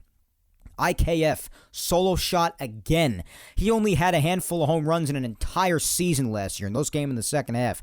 Now he already has 2 this year, and both in the same week. How about that? So he hits a solo shot in the top of the 5th to get the game within 4-2. Aaron Judge, RBI double, made it 4-3. You just laugh because of how freaking unstoppable he is. He's literally a machine. And then Anthony Rizzo after that tied the game at 4 on an RBI single. And it could have been even more so after that, but then one of the outs was made on Aaron Judge getting thrown out at home on this hit. And I don't know, right away, I thought Judge was going to be dead at the plate. I thought it was going to be a horrible send by the third base coach. I don't know whose call it was. It must have been Rojas down at third, and he must have been drunk. I don't know. Because right when the ball was being relayed back into the infield, right when the cutoff man got it, Judge wasn't even halfway down the line. You had to have taken a few shots at tequila to think he could have made it home safely. I don't know. Whatever. So that did still end up tying the game at 4 anyway. And then in the top of the 10th, because the game remained scoreless all the way from the top of the 5th all the way until extra innings, the Yankees couldn't get ahead, and the Reds weren't getting anything going offensively either. But the top of the 10th came around, and getting the ghost runner home being Greg Allen, first day really back at the team playing, awesome to see. Aaron Judge, RBI single. And by the way, just on the day overall, Judge went 4 for 4. He reached base every time, and he did have another plate appearance, but it was a walk. So just a hell of a day for him. He drove home that go-ahead run in the top of the 10th on that RBI single, and Anthony Rizzo with another home run, going down as one of Great American Ballpark's biggest nightmares as far as opposing hitters hitting home runs there. He has hit amongst the most home runs of almost any player, visiting player at that park, and it just continued in this series. 2-run shot after that to pad the lead even more, made it 7-4, and that would be the final after the man, the myth, the legend, Ryan Weber came in the bottom of the 10th to finish it off with a perfect scoreless inning, earning his first save of the year. Yankees win 7-4. And now today's game on Peacock in the morning. It was an 11:30 game. I know a lot of people must have missed this one because a lot of people out there don't have the Peacock app. So I do feel bad for those who missed it. I missed the Apple TV games now that those cost money. I do have access to Amazon Prime again. But this, you guys know how I feel about the streaming services, how everyone feels about the streaming services. Baseball, Major League Baseball is completely tone deaf to the whole situation. There's no point in going through it any longer. But final game of the series nonetheless. It was weird to have a game done by around 2 in the afternoon, but nonetheless. So this game, Severino obviously made his return. So good to see him back. And other than having given up a few hits here and there, particularly in the earlier part of the game, and the Reds being gifted a really weird run in the bottom of the first, Sevy looked really sharp. 4 2/3, 4 hits, 1 run only, and again, that 1 run was questionable. 1 walk, 5 strikeouts, velocity was up, which is great to see. He looked healthy, and that's all you want from him going forward, especially given his injury history. It's the only thing you want from Sevy. Yes, you want him to pitch well, of course, but you want him to stay healthy, because when he's out there, we know how great he is. He's just got to stay on the damn field. It's a problem every time. So he did hit his pitch limit. Some people were saying, why didn't he allow him to just get the last out and go 5? Maybe he could have gotten the win too. Well, he hit his pitch limit. It's his first start back. It's all good. But yeah, that 1 run in the first inning was really weird. The umpires had called that pop fly down the right field line a foul ball originally, which would make it a dead play, obviously dead ball. So Jake Bauers didn't rush to get the ball back in. Granted, Jonathan India never stopped running. So I guess that's some sort of defense somewhat, but really wasn't fair considering the play was dead after being called foul. So, really weird there. And the umpires reviewed it, overturned it to be a fair ball, and despite the play being dead, they allowed the runner to score. So, and Aaron Boone got immediately ejected over because he blew a gasket over, and rightfully so. And ever since his questionable managerial in-game decisions, I do have to say, in the last week or two, Boone has been a W, man. Between yelling at the Blue Jays and yelling at their coach and saying things that he did about how silly the situation was and pushing the right buttons the last couple of weeks, and now this, getting ejected in Cincinnati, place where he's from. I don't know, he's been a W again the last couple of weeks. I'm sure eventually he'll mess up as everybody does, but and we'll talk about that when that happens, obviously.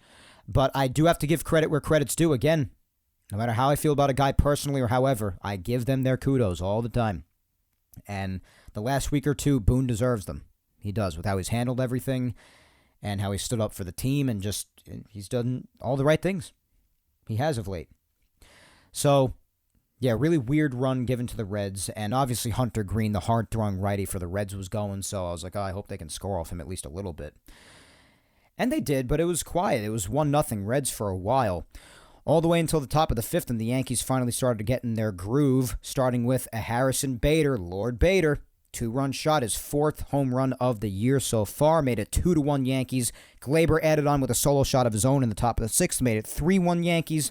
And then Anthony Volpe in the top of the 7th with an RBI double made it 4-1. Bullpen locked it down after that in the form of Albert Abreu pitching an inning and a third scoreless, Jimmy Cordero scoreless inning, Wandy Peralta scoreless inning, and then Holmes with some unneeded drama in the 9th, like I mentioned earlier in the show, but fortunately still a clean inning, earning his 5th save of the year. Yankees win 4-1, sweep the Reds, improve to a 14-5 record since May 2nd, as I said, and after 17 straight games. That's a lot, guys. They finally have an off day tomorrow. So a hell of a last 2 weeks of Yankees baseball. After not too long ago, they were just constantly beating themselves. Well, turning it around now, getting some guys back from injury, some others not too far off at this point, hopefully. And now they finally get an off day to refresh things. Hopefully the bullpen can get rejuvenated and get some energy back. Some more guys will be available day by day going forward.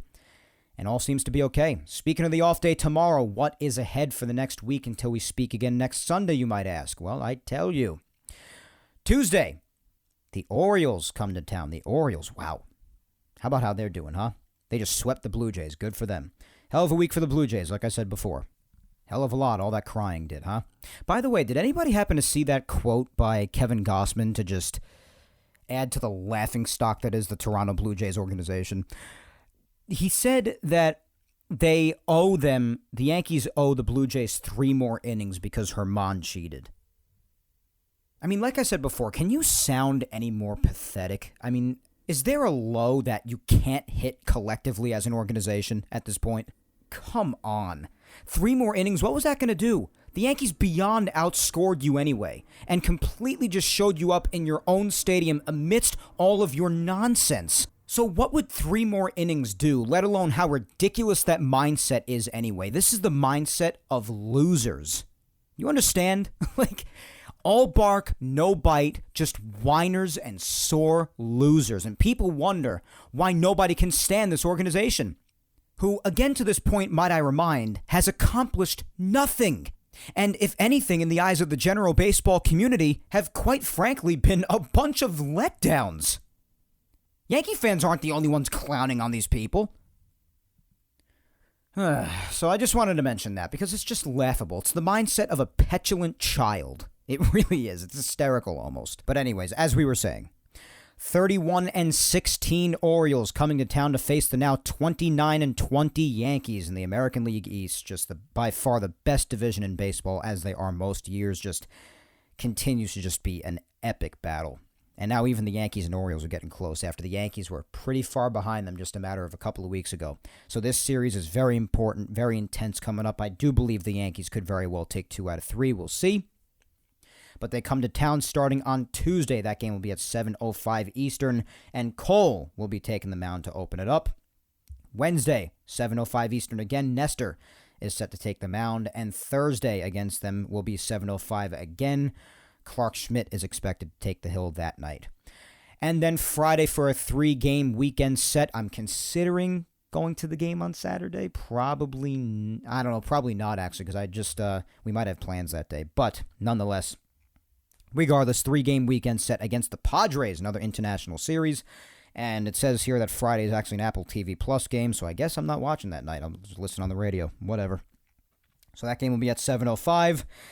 Saturday will be at 1:05 Eastern, and Sunday will be at 1:35 Eastern, and obviously that is when we will talk again. So a hell of a last 2 weeks. Took a while to recap. So let us now finish the show with our social media segment, as we always do. Put a nice bow on this episode. So, this week's social media segment, after we are now finally caught up on everything Yankees from these last 2 weeks, I believe everything has been covered, right? Just about everything. It's been a lot. Open-ended question for you this week. Pretty generic, but I think it's pretty appropriate given how this team has turned around and the state that they happen to find themselves in. More of a positive time now. So, the question is, how do you feel about this team right now and where they're headed at this point in time? And I've basically just given my thoughts throughout the whole show, really. I do feel good about certain guys having come back and definitely played a part in rejuvenating this team, particularly guys like Judge and Bader. And Sevy coming back is big for the rotation. You hope Stanton, who is commencing his rehab assignment, is back before long. That's another big piece of news. I'm so excited for Stanton to be on his way back. You guys all know how much I love him. He's got to stay on the field. But, I mean, the offense is rejuvenated. They have a lot of fight in them. The starting pitching's getting by. The bullpen really powered through this tough stretch. I'm proud of them. And especially just the fight that this team showed, especially in the Blue Jays series, is a good example of it. Despite all the hate and the adversity and just the challenges that they face, they've just been turning it around. And even in the games they lose, it's close, and they show a lot of fight, and particularly in the Rays series. That game that I was at on Saturday was so freaking epic, man. So, if they just keep fighting, just keep winning series, even sweeping some like they just did to the Reds, just keep on beating the bad ones when you have to also, and win important games like the ones coming up against the Orioles. These are vital divisional games. Got to keep getting those wins. Keep getting guys back from injury. And there's no reason why it shouldn't continue on the up and up. Because even when they were doing bad, when everybody was down, I was saying, listen, somebody's going to have to step up until those guys come back. Otherwise, it's just going to keep continuing. But then you just hope things get better even when those guys do get back. And they managed to stay afloat during those injuries. Now that guys are coming back, they're turning it around. The team is showing fight. They're showing spirit. It's going well. And now if they win on Tuesday, they'll be 10 games over 500. When at one point, not too long ago, they were fighting just to stay at 500. So, and plus a lot of the moves they've made as well, between the roster moves are hitting the right buttons with that. The Hicks move is honestly a huge W. Just, a lot of it's really good. Even Ben Rortvedt freaking coming back from injury for the first time in like 15 months since the trade. 14, 15 months. And even he looked good in his first game. So, that'd be nice if he could pick up the slack in Trevino's absence. So just a lot of good going on with the Yankees right now. A lot of good. So we like that. We like positive episodes, right? So I guess those are my thoughts more or less. I imagine I'm going to see more or less the same things echoed throughout the comments. Let's see what you guys had to say. Let us start off with @KurtHun719-25894 saying, we will be in first place by the All-Star break. Mark it. Wow. All right, that's bold. I like it. I do think the Rays have got to come back down to earth eventually, and they have a little bit, but especially as they start to play more talented teams. And again, I'm not crapping on them for them playing bad teams earlier on and taking advantage, because like I always say, I'd be a hypocrite if I said otherwise, because I've always said this. You got to beat the bad ones too. Good teams beat bad teams. So, and you see that with a lot of teams that are supposed to be really good, but then they just play down bad teams and they lose games they shouldn't lose. So that's part of it too, guys. A lot of people play that down or just forget that. It's very important. But we do see that they have come back down to earth a little bit as they've started to play some better talent. And if that continues to come back down to earth a little bit, the Yankees continue on that uptrend, then good things should come of that, especially regarding the division. But certainly a bold prediction. I respect it. Up next is @Sean99660764. A lot of numbers. My God, guys. Chop down on the numbers. Saying, glad that Hicks is gone. No great loss. O's come to town for a series. Surprisingly, they're doing very well this year. How many games do you think we're going to take against them? Well, like I said before, I do think the Yankees could very well take 2 out of 3. I would obviously love a sweep. I would love that. But I do want to give the O's credit because they are a solid team. So I'd be fine with 2 out of 3. Winning series is really the key when you get down to it. Sweep if you can, of course. But winning series, that's all good as well. And Hicks being gone, yeah, absolutely. Definitely a sign of good things to come, especially with the organizational mindset. It just feels so surreal. Again, I still haven't processed it yet. My brother's friend called me up originally to tell me about it, and if he's listening to this part of the episode, he's probably laughing because I just kept on telling him, like, nah, you're lying. You're a liar. Don't play with me. Don't toy with my heart. So Hicks is gone, definitely. Big thing. At Vinman23 says, I feel a lot better after seeing the Hicks news. Add that with how good Ben Rortvet's looked. It has me thinking if they don't make the change this year, he could be the catcher for the next few years. I also like that if they don't like what they see from Donaldson, I know that they could cut him. Yeah, we now know that could very well be possible. That's exactly what I said earlier. It's exactly what I said.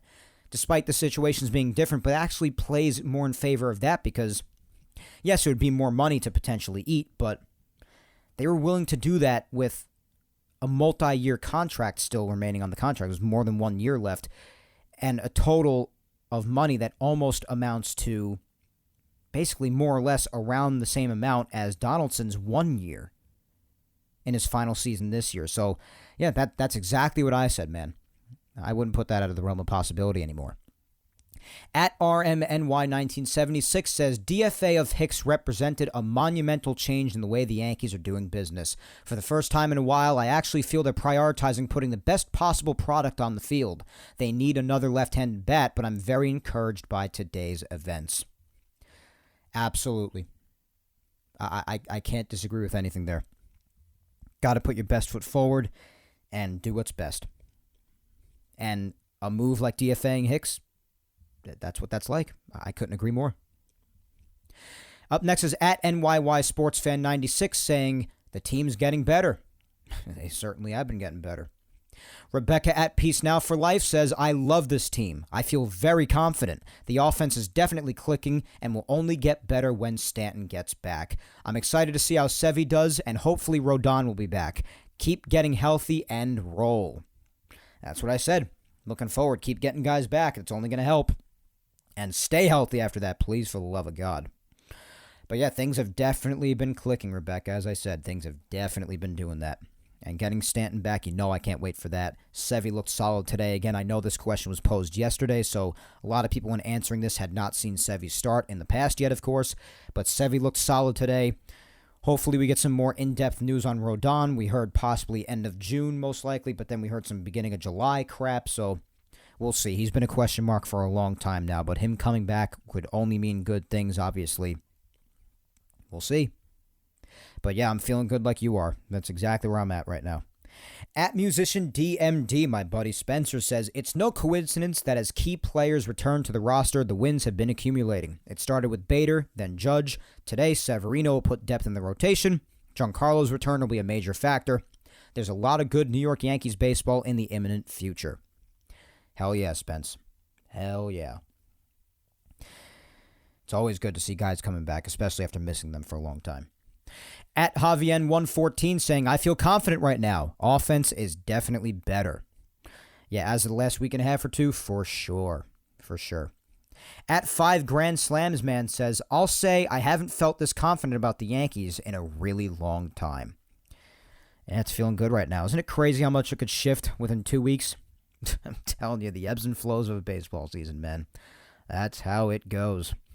At Darren Grinter says, I'm excited, especially when Stanton comes back into the lineup. Absolutely.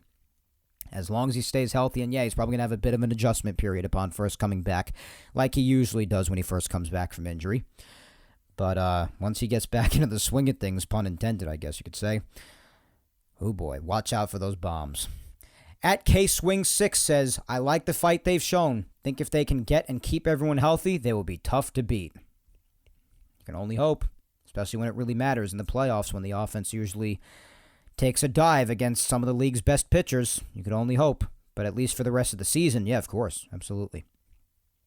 At Letitia22930913 says, with Sevy coming back, Ben finally showing up, and Rodon and Stanton on the mend, feeling really good. Yeah. And other guys, too, like Tommy Kahnle finally commencing his rehab assignment. Who knows? I mean, if Kahnle comes back and is really good, that's a huge bullpen arm, man. That's huge. Hasn't pitched yet this year. That'd be awesome. At Marianne33793704 says, I love seeing how they're playing like a team. Hits up and down the lineup. Bullpen guys doing well. Yeah, the bullpen's been a big part of the team to start the year. They've had their nights, of course, and obviously Clay Holmes in particularly has had his nights already where he's made us rip our hair out, but overall, on the whole, the bullpen's been a strength, as they often are for the Yankees, but they really have been. At Crusaders BBNY says, are we moving in the right direction, and can we make a run at the division when we get Stanton, Rodon, Sevy, and Donaldson back? Well, particularly with Stanton, Rodon, and Sevy, especially with Sevy already being back and looking the way he does. Rodon, you just hope he looks good when and if he gets back, because he's just a big question mark. And Stanton, even if he does take a bit of time to readjust, if the rest of the lineup keeps hitting like this, then you can bear that. And then when Stanton is good, he'll just add to it. You know that. At Laura_Icemont, my friend Laura says, I feel good about the team's position right now. They seem to be clicking in most areas. DFA'ing Hicks was something I didn't expect the team to do, but I'm glad it's done because Hicks was not cutting it. I'm excited to see where this team goes. Yeah, it's a sign of just things going in the right direction. It really is. And again, it's ironic that it happens when he actually started to hit a bit, but you know what? It was overdue. Had to happen. Up next is at Sean Shalinsky says, they are the hottest team in baseball. They look great overall, and they are scoring runs. That's right, particularly in the month of May, hottest team. That is for sure. All right, let us finish up with the final two. I said it wouldn't be 2 hours. Sorry, guys. Listen, 2 weeks. Didn't say anything, so had a lot to talk about. God, no surprise at all. First up of the final two, as per usual, my girlfriend at Vic Salimo says, after today, I'm feeling more confident. Judge is back, Hicks is DFA'd, and offense has been fighting through. Hell, even IKF has been performing well. When Stanton comes back, I believe we'll have a more solid offense, even more solid offense. The bullpen just needs to tighten themselves up at times. You know, the bullpen's been a strength, but of course they're going to have their nights, obviously, but yeah. Hicks DFA'ing is huge. Judge, he was just freaking Superman like he always is. Can you believe those people acting like Judge needs to cheat to get by? Oh my God. Do you forget what this man is capable of? Come on. And he couldn't have reminded people better than the way he did after the fact. My God, he's been making a fool of everybody since then, especially Toronto immediately after that for the rest of the series. Just great. Judge needs to cheat. That's funny. That is funny. Alrighty, last but not least is my mom, Julia Gina Scudero, after Mother's Day and her birthday riding high, says, I have to say happily, I feel much better now about how the team and their manager are performing in comparison to how they were 2 weeks ago. Maybe Boone came to realize his bad decisions and woke up briefly. Hopefully it lasts a while. Love how Judge continues to do. Love that they finally DFA'd Hicks. And with Donaldson not back yet, the team has been like a dream. Team is doing better without dead bats. Happy to see the front office making some good choices for the team. It's all true, Mom. Can't argue with any of that. I can't. Boone's been better lately. Judge is Judge. Hicks gone. Donaldson not back yet, and you have to feel like he doesn't really have much of a place on the team at the moment, especially right now. And with him not being here, Hicks is no longer here. Dead bats, not a part of it. And look what's going on. We talked about it all offseason. So, yeah, the front office, got to give them their kudos. Didn't think they would do it, especially not now with Hicks. I thought they were just going to ride with him until the end of freaking time.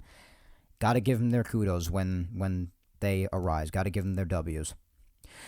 As always, guys, though, that is all for the social media replies. That's all I can get to. There were some I couldn't get to as per usual, but you guys know how much I love you guys and how much I appreciate you guys interacting with the show each and every week. You guys are the absolute best. And thank you for bearing with me for yet another couple of hours here on episode 182. What can I say? You guys definitely are troopers, or you just love me that much, and I love you that much too, trust me. But as for now, guys, nonetheless, that is all for episode 182 of Yapping Yankees today.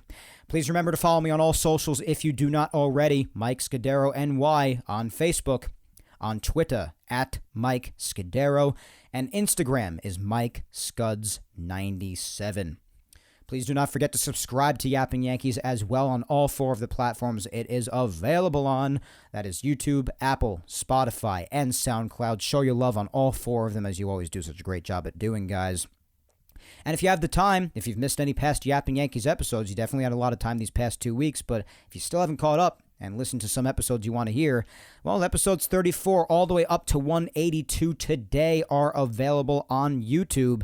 And every single episode, going back to episode 1 4 years ago, all the way up to 182 today, well, all of those are available on Apple, Spotify, and SoundCloud. Once again, thank you 3000 for listening to me yap today. As always, my friends, I have been your host, Mike Scudero, and I will talk to you next Sunday, May 28th, when I come at you with episode 183 of Yapping Yankees. But until then, guys, you know the deal. Hang in there. Be patient, stay safe, look out for your loved ones, go ahead and kick life's ass this week, my good people, and let's keep on hoping the Yankees keep it rolling with Judge, Bader, Sevy being back, some more names on their ways back as we know. Keep it going. Let's take it to the O's and gain even more ground in that dominant division of the American League East and continue our climb to the top. Keep making good decisions. And actually have the opportunity to enjoy a day off tomorrow. I'm certain the Yankees will, because they have played a lot of games in a row. And we can all rest our minds for a night, be at peace, not having to worry about our beloved team winning or losing another game. And the Yankees can refresh themselves and prepare themselves for what should be an awesome series against the Orioles here in New York, in the Bronx at Yankee Stadium.